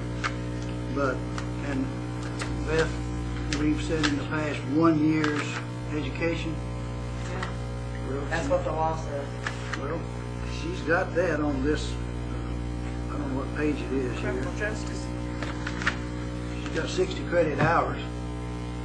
She's been working on that since September 2010 to the present. Well, I'm looking at the transcript, and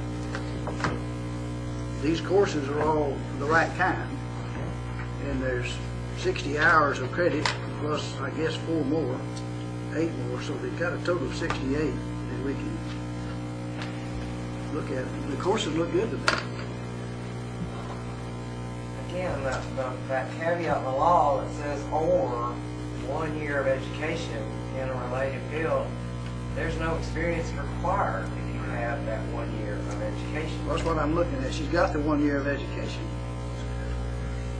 It So the says- motion was to deny. It was, but based only on her job experience, and I wasn't taking into consideration the education, so, I mean, I agree with you. Looks like she's pursuing a private investigation license in Kentucky also.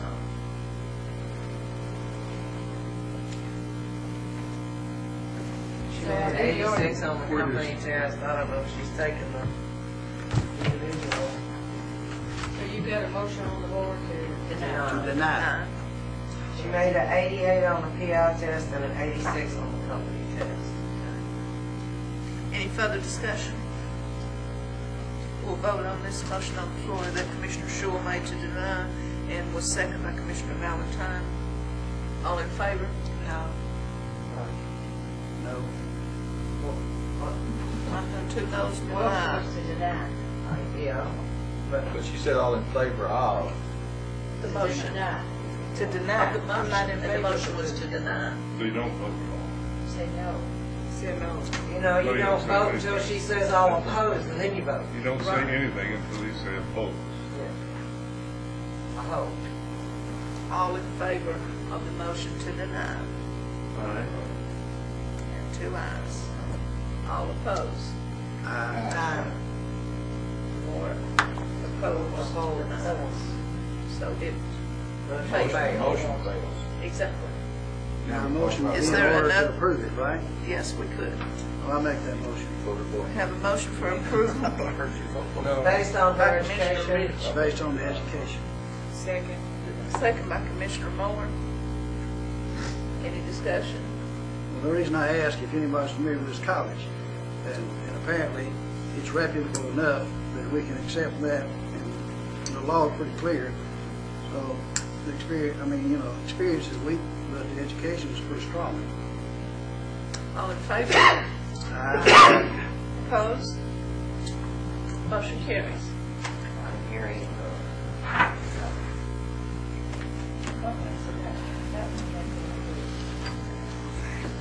All right, we're going to move to Exhibit G.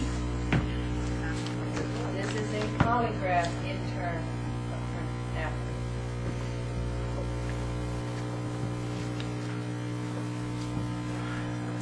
Let me ask, since we're having a discussion about this application, is this something that we might have to look at and when we're doing our rules, maybe help define a little bit more?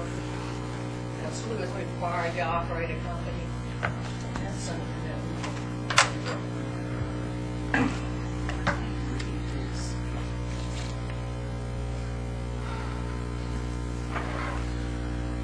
He has everything, his transcripts are here. It's a formality that these have to be brought to the commission. His application has been here since June. Wait. He's with the Highway Patrol. His intern sponsor is Michael Smith with the TDI.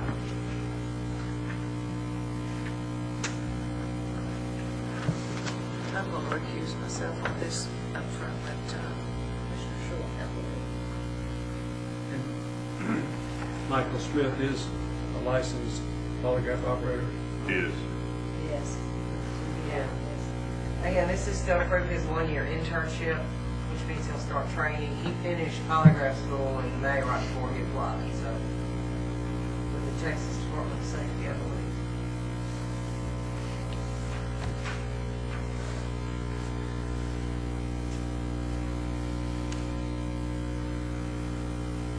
I believe we recommend this. The second?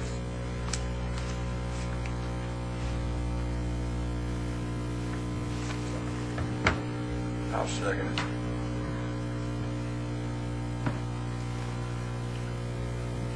Motion has been made to approve this person's application for their internship license. It's been seconded. Any discussion? Yes, sir. Just because he's filing does not mean he's going to be accepted, is that correct? We're just approving his filing, or we're approving his application? Approving his application. Internship. So we're approving his internship. Still has to be all Right. paperwork. Okay, that's what I mean, so it's not like he's going to just get a license and go to work. He has to It's an serve internship. his internship and then take the polygraph That's examiner's what test. I'm And clear then of. Okay. I'm in favor of granting.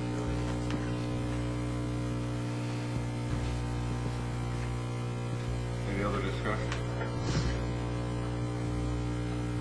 All those in favor of the motion to stand as approving this person's application for his internship, say aye.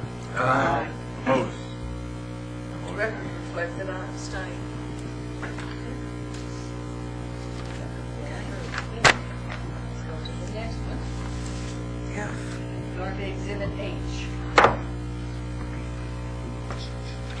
This is a non-resident polygraph applicant.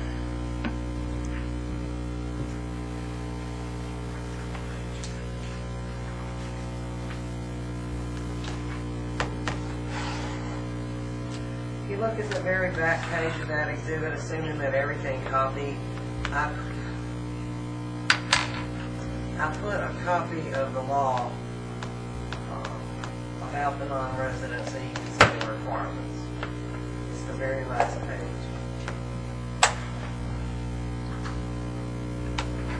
She won't have to take the exam. She's also licensed in Alabama and could have applied under the reciprocal, but she doesn't live in Alabama, so she did it right, just applied as a non-resident.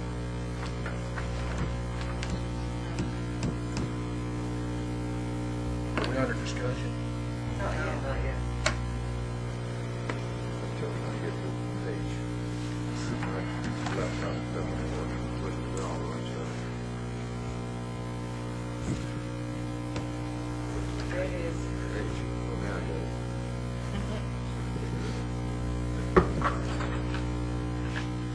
Got it now. Yep, ma'am. Is there a motion?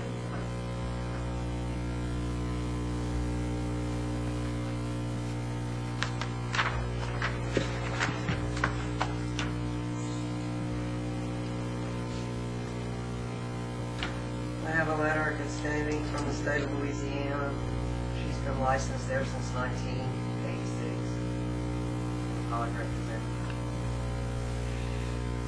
Let's get, have a motion so we get to discussion. She's got some work that she has been requested to do. I move that we approve this application. Motion to approve by Commissioner Valentine. Second. By Commissioner Moore.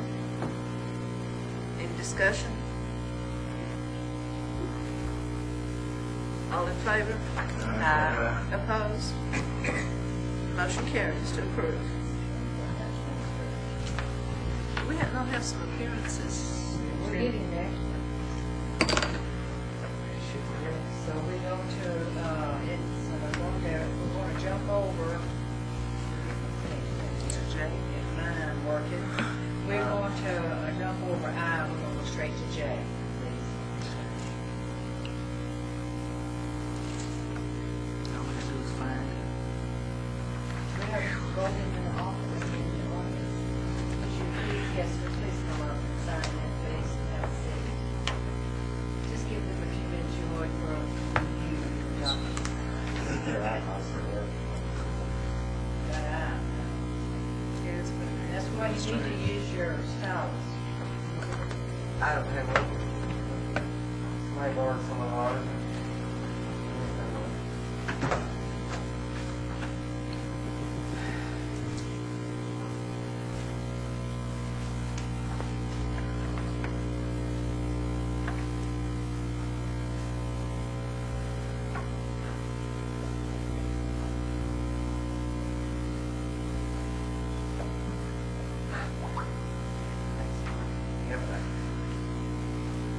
Just remember, we use these iPads, they're very sensitive, just give them a moment or two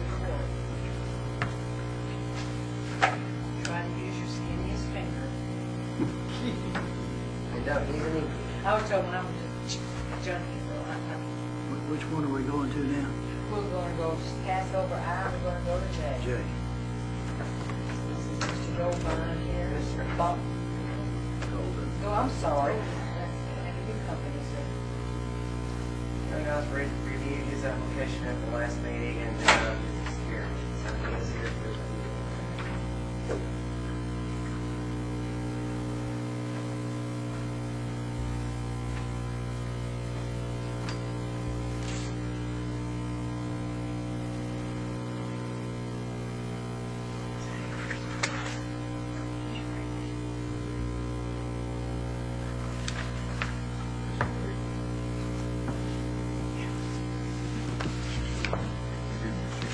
Any difference?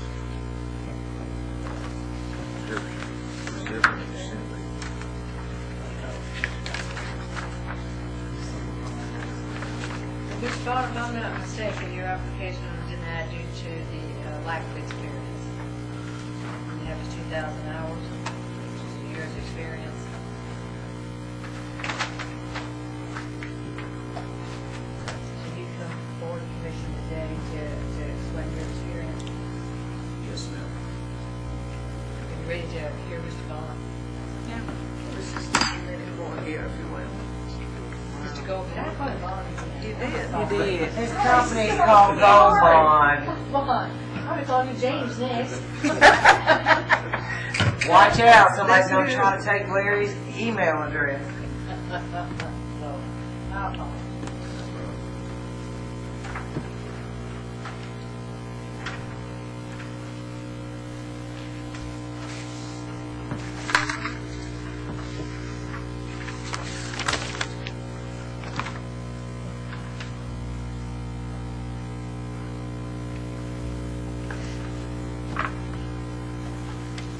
Well, Madam Chair, would you mind if he explains his experience while I read out some of the other commission members? Let's do that. That will help. Go ahead and what you have to Again, say. my name is Byron Golden. I don't have any of the experience in the private investigator's business. In some of what I've seen and in talking to other investigators, a large portion of the business is research. I've owned several businesses. I currently own Golden Tax Services, which is an income tax business. The other business that I own, and I've had it since March of '97, is First Choice Realty, which is a real estate company that I have there in Jackson. From 2003 to 2009, I was in the mortgage business. I had American Mortgage Solutions at that time. And in the mortgage business itself, 80% of what you do is research, whether it be it's researching and you're looking at employment, you're looking at as far as rental history. There's several things that you're communicating with underwriters and so forth. And as far as real estate, probably, and I think that information was sent in, I'm not certain of that, but maybe I have. As far as the hours in real estate, not as far as the practice itself, I'm talking about the classes as far as hours, continuing education and so forth, that the real estate commission requires us to do. Of course, I've been in the real estate business a total since 1986. Let me ask you a question, not to interrupt you, but I'm in the real estate business also, and I don't think that qualifies me as an investigator, but are you a broker or an affiliate broker? We're talking about. I'm a broker. Broker. I got in the real estate business in 1986 as an affiliate broker. I worked for Century 21 for about 10 years as an affiliate broker. I managed another company there in Jackson that dealt strictly in the management of government subsidized properties. I did that for several years and got a broker's license around 95 and opened this company in 97.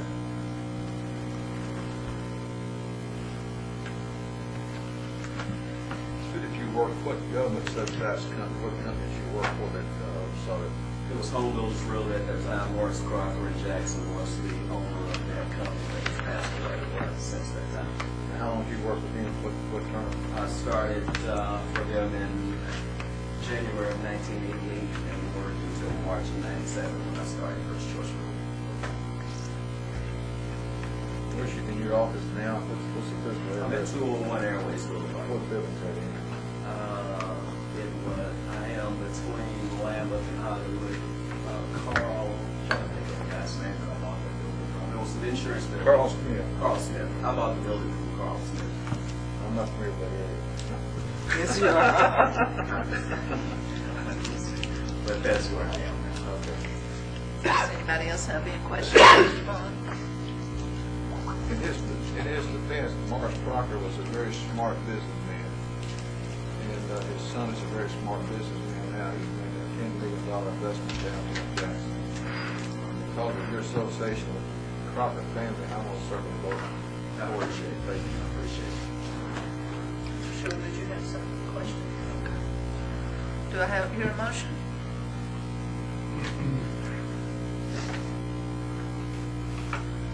What, let me ask you, Mr. And again, I appreciate you seem like a very intelligent guy and appreciate what you've accomplished. And as far as researching and doing record checks and so forth, it is obviously some of what we do with PIs is probably very good at that. But what have you done that would qualify you for the other kind of PI work? You know, I'm not totally certain of all of the other aspects that come into the other PI work. One of the things that I had done in the past was claimed, unclaimed properties for individuals through the state and other entities that held unclaimed properties. About 2 years ago, 3 years ago maybe, the state changed that you could no longer, or you could do it, but you can't do it and get paid. The state changed it that I can't enter into an agreement with anybody to be paid as far as reclaiming properties for them unless I'm a private investigator. What area, pardon me, I can't, what area is your company going to do? Well, to start, that primarily would be, and I know that I'm not restricted, or I don't feel that I'll be restricted, but from the start, it would be to continue to get unclaimed monies or properties. Yes, I was trying to ask what area expertise you're going to go for, what area for. and I appreciate that, but yeah, of course, you know, once you get your company license or whatever, then you can do whatever kind of PI. I understand, that's why I was saying I knew that I wouldn't be restricted. May I ask how long you did this? How long have I done that? The property reclaim the property. How long have you been doing this? It hasn't been a continuous thing. The first one I did was about 5 years ago, and I've probably done 12 of them since that time. It hasn't been continuous. And I understood you to say that the state did not require a PI license to do that, but now They did when I originally okay. I'm just questioning why you don't promote yourself more for dealing with Section 8 people and public housing, and all the conflicts that you and Mark Crocker had to deal with on a daily basis. Because I know I'm familiar with the properties he had, and a lot of government subsidized properties with all types of people. In my real estate company, in fact, as I heard you mention Al Parker's name, I'm somewhat involved with what he's doing in the downtown area that you mentioned. This may or may not mean anything to some of the other mentioned. With you being there in Jackson, you probably know what goes on with the Lamb College area and so far. Well, CRA, which is a branch out of the city, bought up the properties that surrounded the Lambeth campus. There's a total of 31 or 32 of them. I do manage all of those properties at this time, through Al Parker actually. And there's other properties that we are managing, not any apartments at this time, but my company managed 83 single-family residences. Is there a motion? I make a motion to accept. Motion by Commissioner Horton. Second. Second by Commissioner Moore. Any other discussion? All in favor? Opposed? Motion carries. Thank you. Good luck to you. Thank you much. love to delay calling your name. Your So application I reorganized. love to delay calling your name.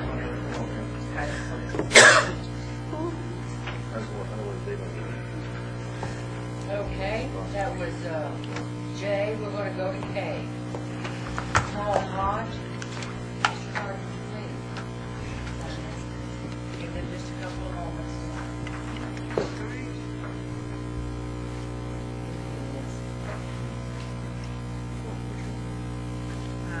Okay. Okay. Say something.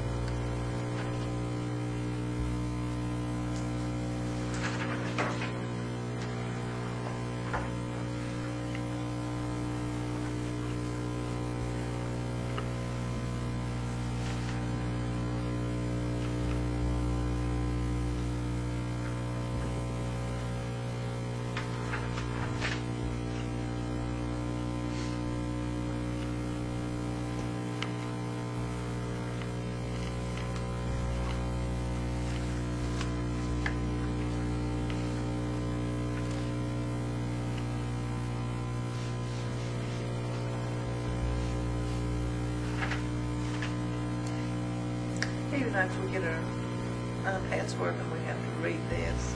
So give us a few more minutes if you'll bear with us.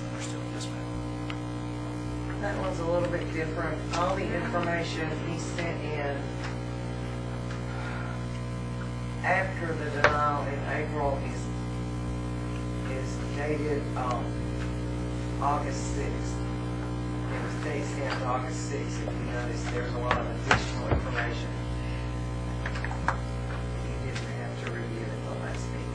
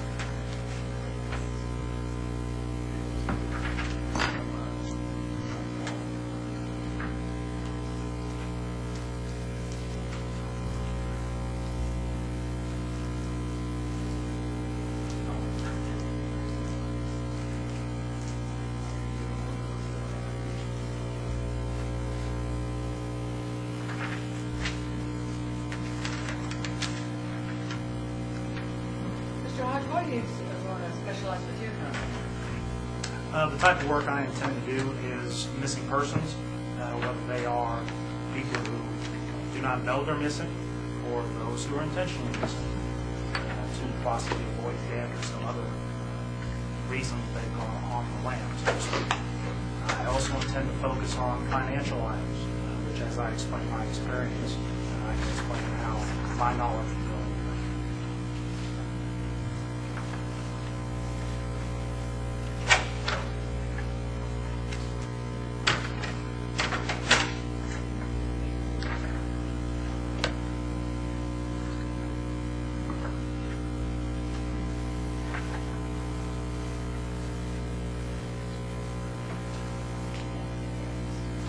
Have you done a survey or something of the companies in the Knoxville area? You mentioned that the needs of the other investigation companies do not offer it at an affordable price. I have done only a general inquiry as far as missing person searches. To explain what my business plan is, there are a lot of online databases now. I know the comment was made earlier that it's kind of a new age and everything is electronic. The biggest part of doing a search for someone who has gone missing, you can do sitting right at your computer. sit down there, literally, there's almost no piece of information that is not going to a database somewhere. And most of those databases are accessible if you know how to get to them. Doing a missing person search sitting in my computer, I don't have to charge that much at all for it. In fact, I plan to charge for a basic search about $45.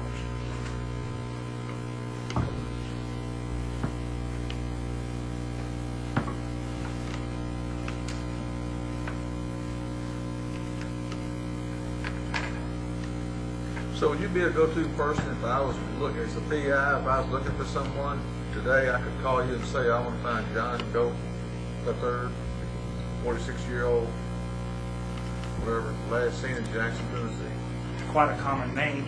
I can probably find them But the third. fairly quickly. Now, the third, that would help. I said the third. And then having an age assists, and having a location starting assists with that. But absolutely, there are many databases that I can plug that name into and that pertinent information. And I can come up with some possible hits and narrow it down by elimination. Just an example of how we need this service. We were asked to locate a man. A man was thought always to be a single person. Yes, sir. When he died, there was no family, supposedly. The courts asked his neighbors to go through his belongings, and there they found where he had fathered a child while in the military, never told a soul. This child's name was George Robert Rodriguez Thompson. 4-part name. We found 4 of those people in the United States and we returned the funds back over to the courts. Would that be a project that you could be successful in locating that person? I could, yes, sir. Having 4 names also adds on to the ease of locating someone. Absolutely. And that's 10 to 15 years ago before it got Facebook. So Yes, sir. that's the type of thing you're talking about. Primarily. I'm trying to clarify. Okay. Well, isn't that something any other And that's, every investigator I That's what know we do all the does that. time. And I should recognize that. What is the other investigatory work of the people in Knoxville want and need that other investigating companies do not offer at an affordable price? Let me explain that a little further. My experience in the mortgage world in the past 5 years as a processor and underwriter, verifying information, collecting it, going back and filling in holes that people conveniently leave off of their applications. I've built a little bit of I guess kind of a brain dream of another way to assist people. When you go and you buy a house, you basically look at the house, talk to the realtor. You have to basically take everything the realtor tells you as gold, because there is full disclosure law. Doesn't really put you in a position to negotiate for that property. You don't find out until later on in the process. Anyone who's bought a house knows this. You don't find out until near the end the title work of that home, who owns it, if it's one person, if it's a family, is it an estate, the liens that are on that property. You can also find out sometimes any possible damages that have happened to that property that may have been disclosed, but maybe it wasn't disclosed to you in the proper knowledge. My skill set in the mortgage business, one thing that I quite often will do in researching property is I'll go pull that work preliminarily before the title company ever does it. Go with the courthouse records, access full ownership history, liens, and someone who's buying a home can negotiate from a stronger position if they know what that customer owes, what that seller owes on their house. How many people are they dealing with to actually sell that house and negotiate a contract with? Is it one person, or do you have to agree with the entire family? It allows you to negotiate from a stronger position. And again, all of this is online, 99 times out of 100. So it's very inexpensive for me to sit down and do that work, whereas a title agent who does it later on in the business charges $500, $600, $700 for such a business. Are you going to continue in the mortgage business? Yes, ma'am. And you're going to also work as an investigator? It is my intent to do that until I build up enough experience and take the business completely on my own. I'm aware that I don't have the experience to do marital investigations, surveillance work, things of that nature. Should I receive a call for a case of that nature, I'd refer it to another investigator with the request that I get to shadow them to earn that experience. It would become their case, of course. Well, as a broker, say you were going out and taking a listing from an individual who wanted to list their house, you ask or have them fill out all those disclosure questions, don't you? You have a I know this because I just recently put a house on the market. There is a full disclosure sheet you complete. Customer who goes in and signs a contract to buy that house doesn't always see that. In fact, when I purchased the other house I live in now, I had none of that information. It's a disclosure and the buyer don't see it? No, ma'am. It's a disclosure that the person selling the house has to complete, but to my knowledge, it does not have to give to the person who's buying the home. If there's any damage that's known to the home, then absolutely, the realtor is required to give that information out. If they know about it, if the person didn't falsify that form who's selling the house, then the realtor doesn't know about it. I disagree, but we're not here for that. Let's get on with it. Is there a motion? We have a motion right now on the table. Horton made the motion. Didn't. Okay, I guess I'm behind then. We're still in discussion. Anybody else have any questions?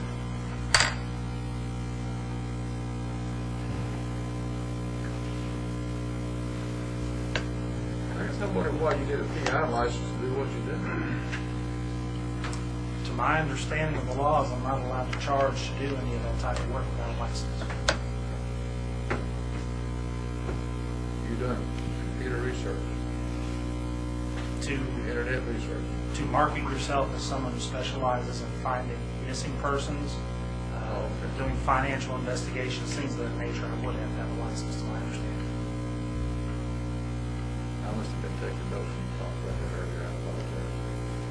So you're basing your application on your experience and not on your education? Correct, sir.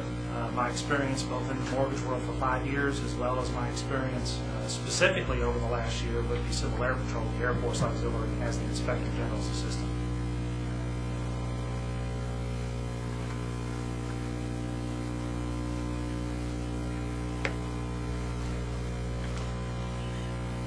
Any other questions? Is there a motion?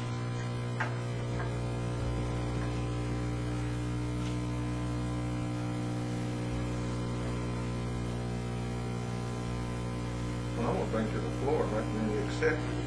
We can vote to accept it. We have a motion by Commissioner Thornton to accept it. I hear a second. Second by Commissioner Moore. Is there any further discussion? All in favor? Aye. Opposed? I'm not going to vote. Going to abstain? I guess we're going to have to take a roll call then, aren't we? All right, let's do, you ready for a roll call? We'll do the roll call. Audrey Moore. Aye. David Horton. Aye. Larry Flair. Kendall Schultz. No. Kenny Lane. No. Walt Valentine. No. Dr. Rich. Yes. We have a tie. We have a tie. Time. Three. We got 3-3. Oh, sorry. But you don't give me. Can we open it back up for discussion? We can. I don't feel comfortable about voting on this since all this matter came up before this commission when I was not a member. And being a new member today, I think I've actually, I'm embarrassed to say this, but I've actually missed the vote on some other votes by the experiences that I've learned throughout this meeting. So that's the reason I feel uncomfortable about making a decision of this importance for him. Because, again, being repetitious, but I wasn't here prior. And again, being a novice at this. So, my Well, are you feeling, not a private investigator? I am. Right. You should know what the I experience is. understand You that. need to have 2,000 compensatable hours that someone experienced run a company, 2,000 hours. That's what you're voting on. Right. Does he have it or does he not have it? And I'm not trying to flirt you. I understand. I understand that. For anybody who's listening. But also for the record, I'd like to go on the record as saying this as well. I think we've got some flaws in our requirement system, quite honestly. And I don't know when we need to address that. We'll address that another time. Right. This is law. Right, the law that's in place now says you have to have 2,000 of this and so on. And I don't see that. All right, so the vote is a tie, is it not? It It is. is passed. It did not pass. Abstain is a no, right? So it did not pass. It's No, time. abstaining is not voting at all. Well, I got 3 yeses and 3 noes. it's a tie. Is it It out of doesn't procedure pass to bring and it up one doesn't of fail. Well, actually, they've already voted. It's a tie.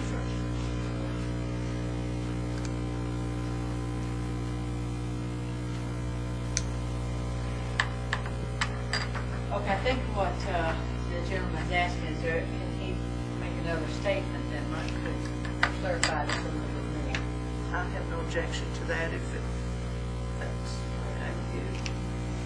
We have an attorney we look to, certainly, to guide us. Thank you.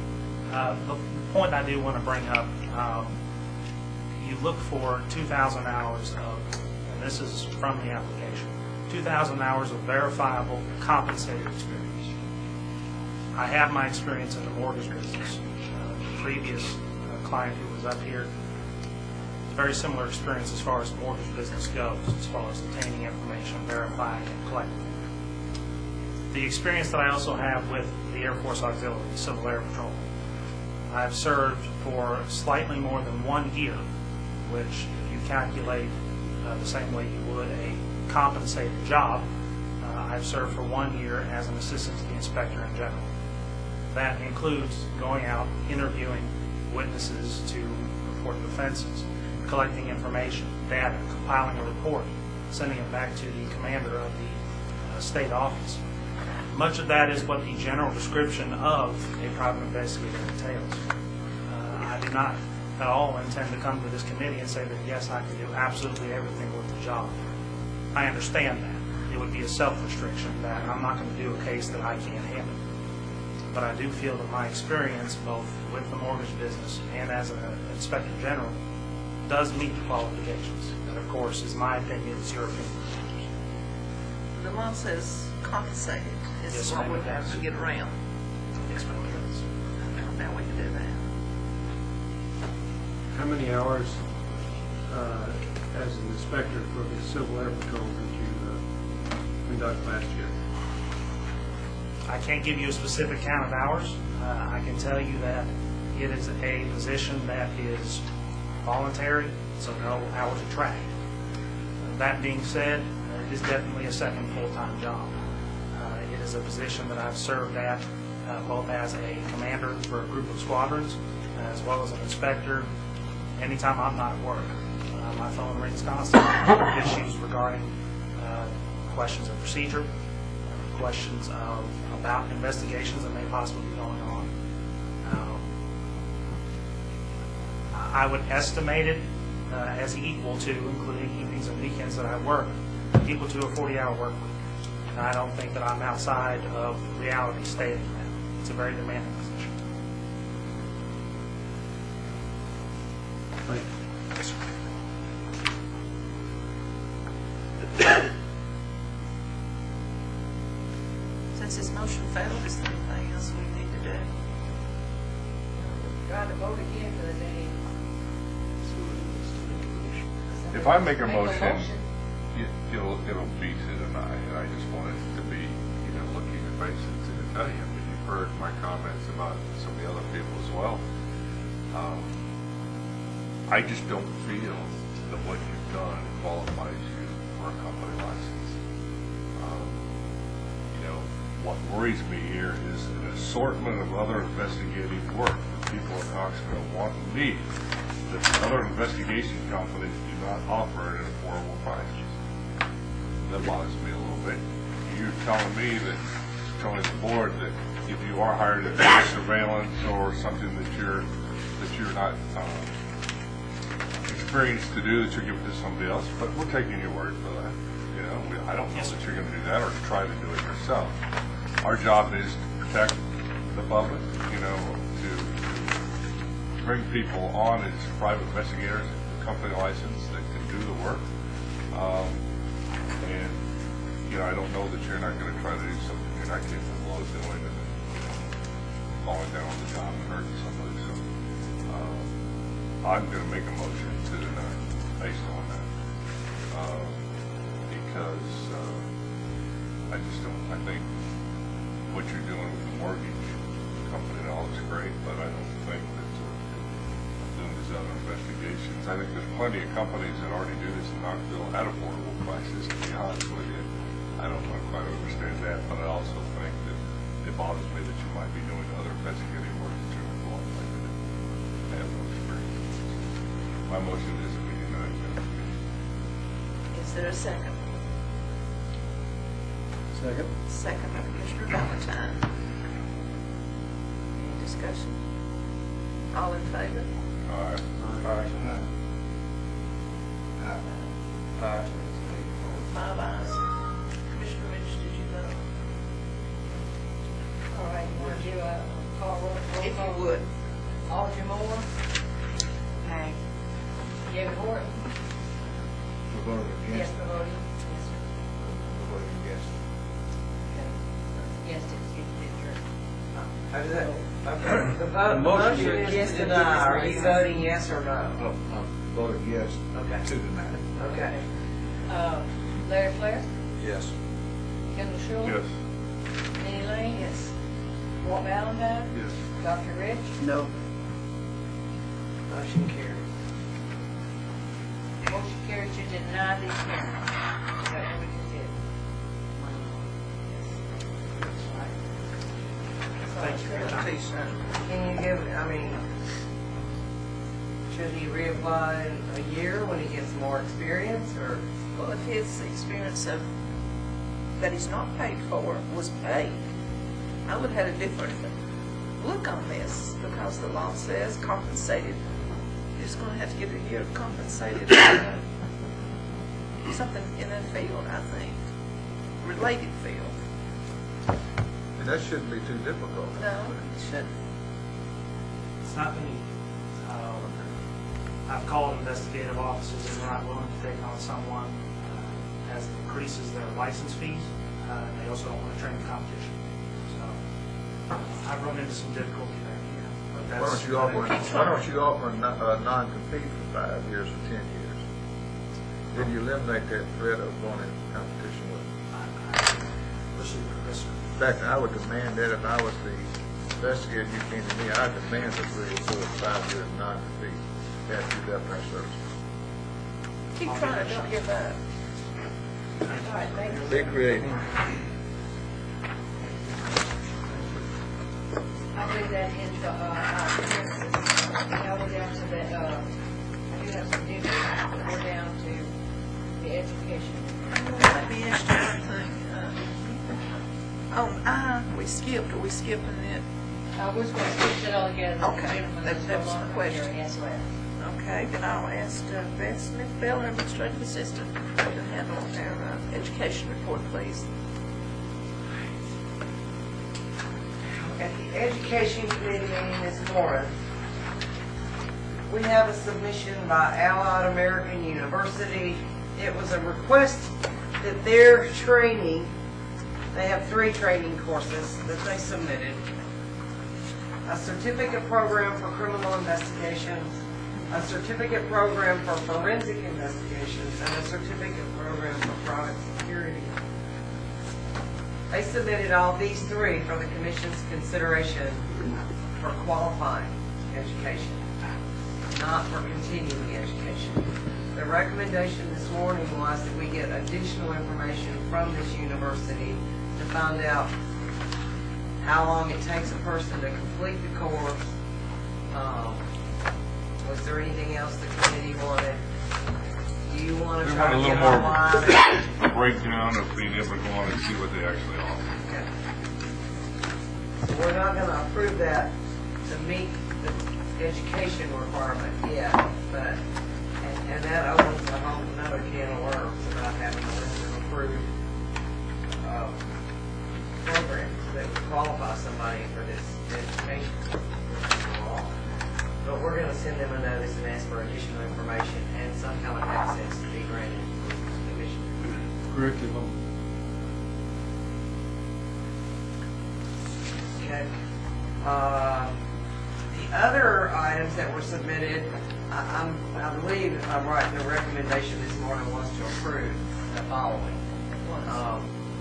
Bert Bowdy submitted a National White Collar Crime Center training he went to in April for 16 hours. Class and Buck Seminars has submitted a new 12-hour online course, Advanced Pre-Employment Background Investigation. The Defense Investigators Association in California is having their fall seminar. It's an 8-hour seminar called the Investigators Toolbox. The recommendation was also to add that to the list of approved organizations that provide continuing ed. National Investigative Training Academy, Inc. has submitted 3 online classes. Surveillance Ethics is a 2-hour online class. Surveillance and Fraud is a 6-hour online class. And Surveillance Basics 101 is a 12-hour online class. The South Carolina Association of Legal Investigators, Inc., otherwise known as SCALI, we had an investigator that submitted their 2011 and 2012 spring conference. Those are recommended for approval at 10 hours each, and the recommendation was to add SCALI also to the list of recognized providers of continuing education. And that was all of it. Do I have a motion?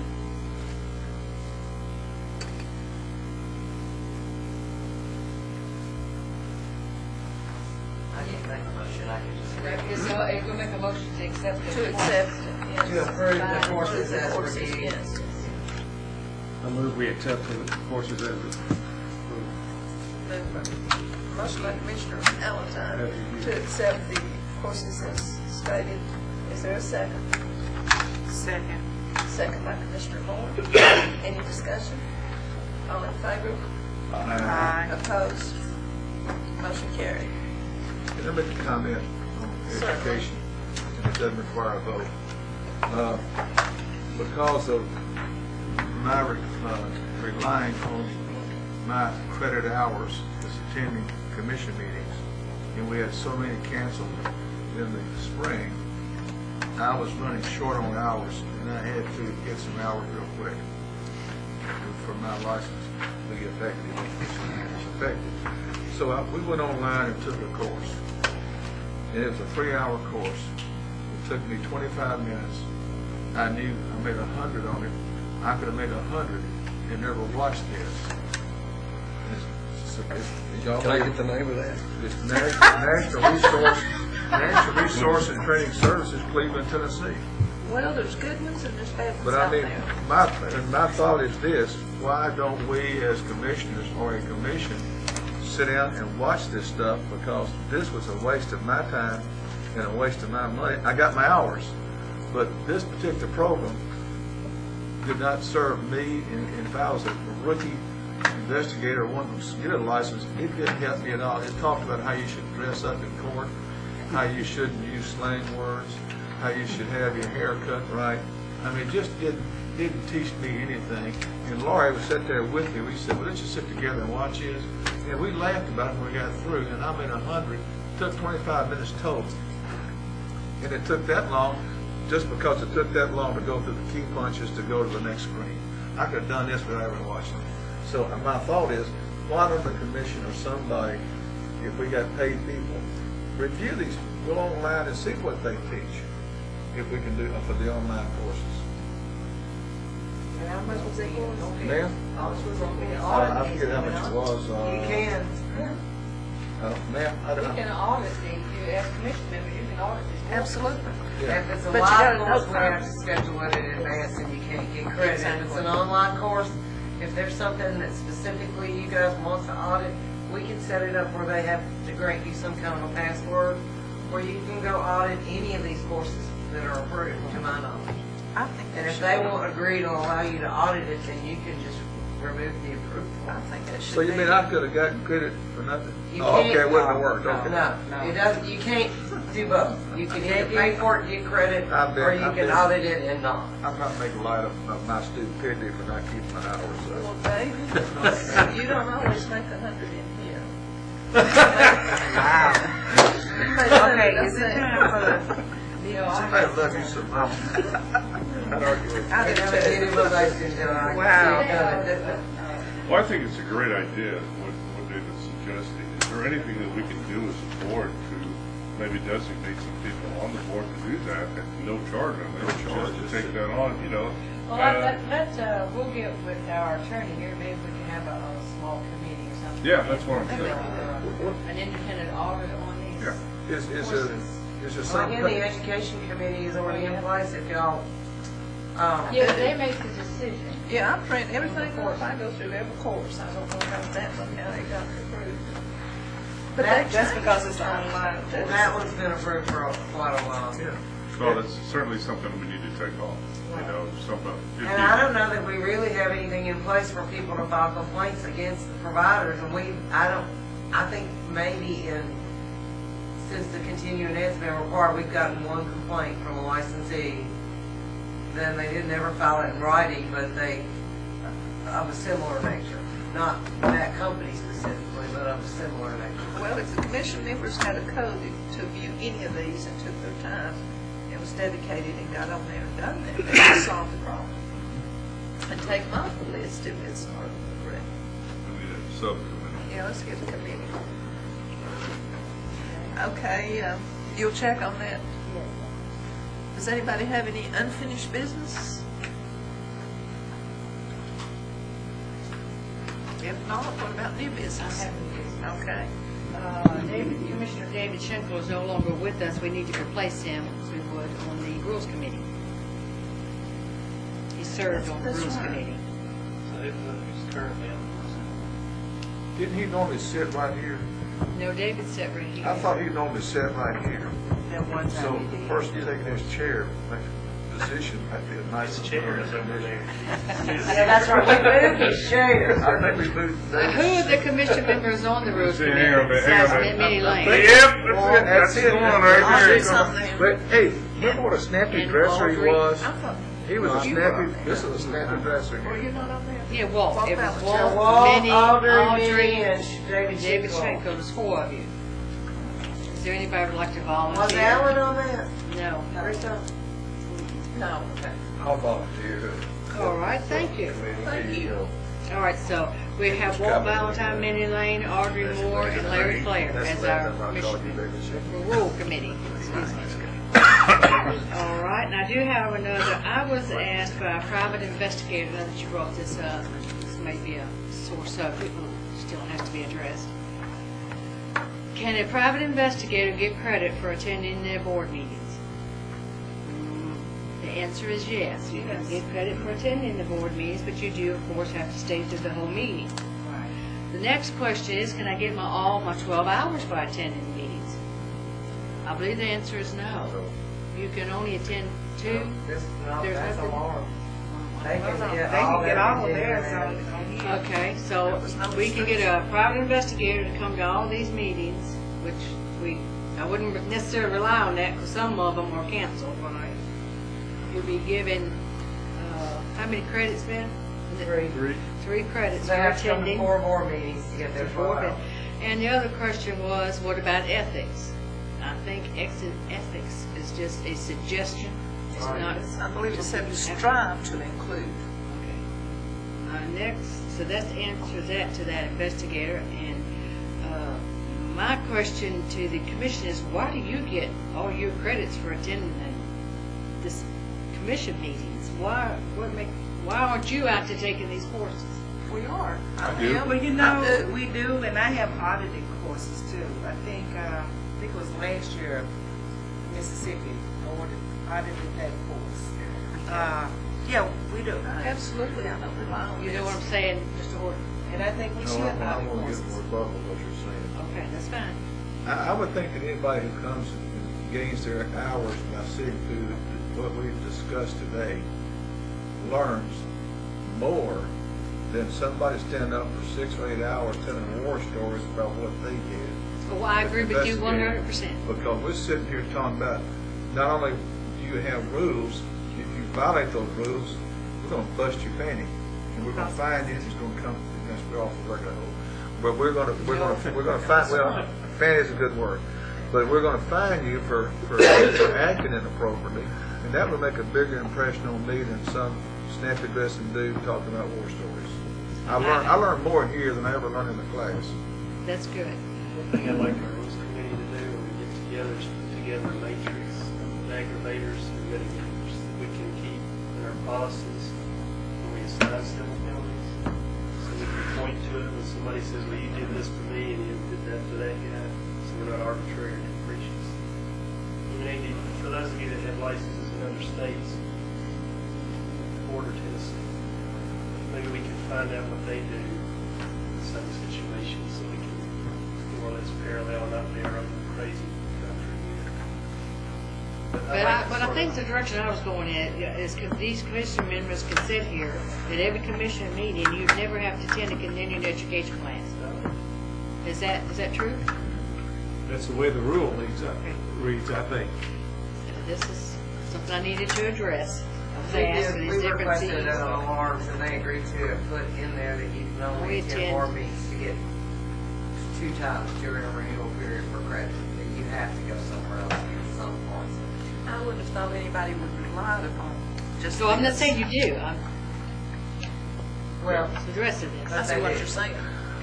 But as a rule, may I ask, as a rule now, it stands that if you're a commissioner on this board, you don't have to do any other outside.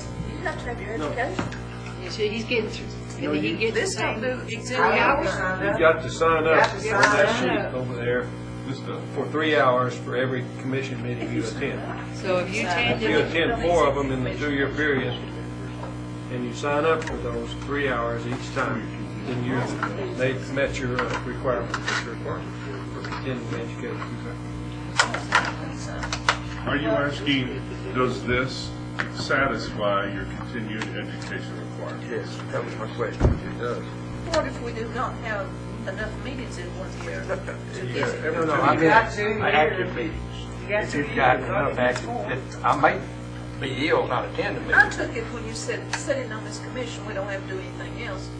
I didn't think the commission had anything to do with it. No, what my question was being a commission, attending a meeting as a commission, and I'm asking, I really don't know, by doing that, being here in attendance in 4 meetings in 2 years, then I do not have to go outside.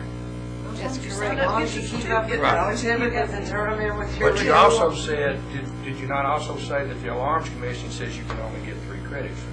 Yeah, They're they're 4 hours, different. they can only attend 2 board meetings. But during they're a just, 2-year renewal they're period. quite different. Whenever their law went into effect, they even voted they don't even get per diem. They don't get paid to come, they volunteer everything. And I So recognize that's how it is. Mr. Dawson. I'm the one who got this passed to start with. I didn't think it was fair to sit on this commission that had to go out and get some joker $100 to sit right here. It's worse than worse. I don't like you to think that you get online because most of the time when you go to some of these things, you learn more people ask you questions and stuff like that than when it's online. It just has so much of that said. And I signed something the other day that said, you know, it's just silly. But I was always against going online again. The reason I had this passed to start with is the fact it's not fair to these people sit up here and listen to all this fair stuff all day and have to go and get some joker $100 you go 3, 4 times 6 hours.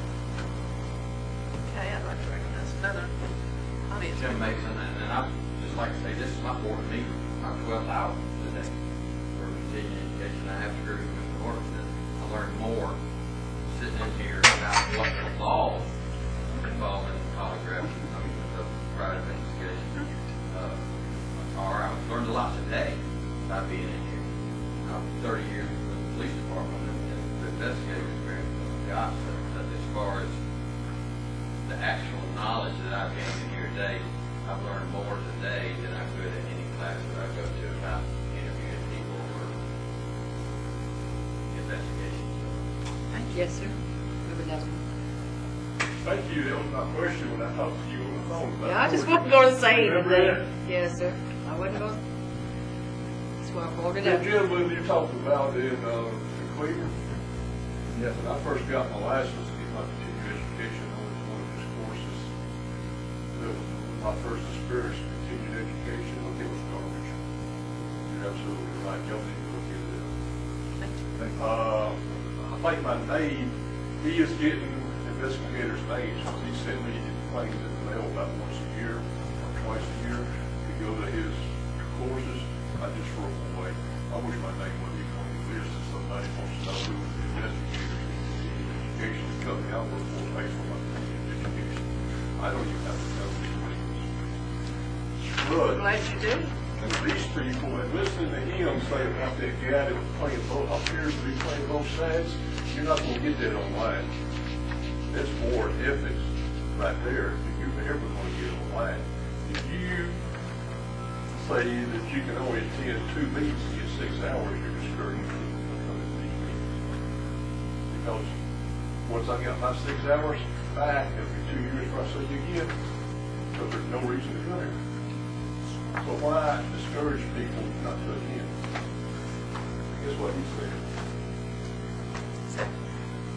You know, hey, I want to come here, I can give my 12 hours.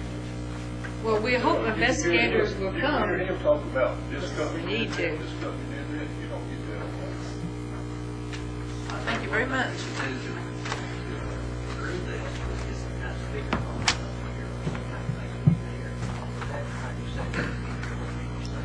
We do, when we moved to the other building, which at the end of the year, the first of the year, we do have different hearing rooms, and they have better acoustics, and I've asked for lapel pins, and there's a different arrangement. It's not for lack of That's fun. why, I know, that's why I try to tell everybody to speak into the microphone. That's all I had, I just wanted to make sure. Okay, did anybody sign up? Has everybody signed up? Continuing education. Okay. Nobody's turned any continuing ed. I'm talking about Nobody's continuing turned any. ed. Okay. Do I hear a motion to? Motion to to I have adjourn. one question. Okay. How can I address to learn certain aspects without violating the sunshine law? If I need to, if I've got something that I'm not comfortable with, like on a certain vote or something of that nature, I know we open it up for discussion, and that's the time to talk about it at that time. But if there's some other areas that I think of, do I have to wait the 60 days to the second meeting? Can I address You need Ms. to, Best either myself or to the attorney, or to Robert? not fellow commissioners. Yeah, not to the other board, but I can address you or address the council. Thank you, that's all I have. Motion to adjourn. And I'll second. Okay. Okay, now. That's it. Yeah, okay.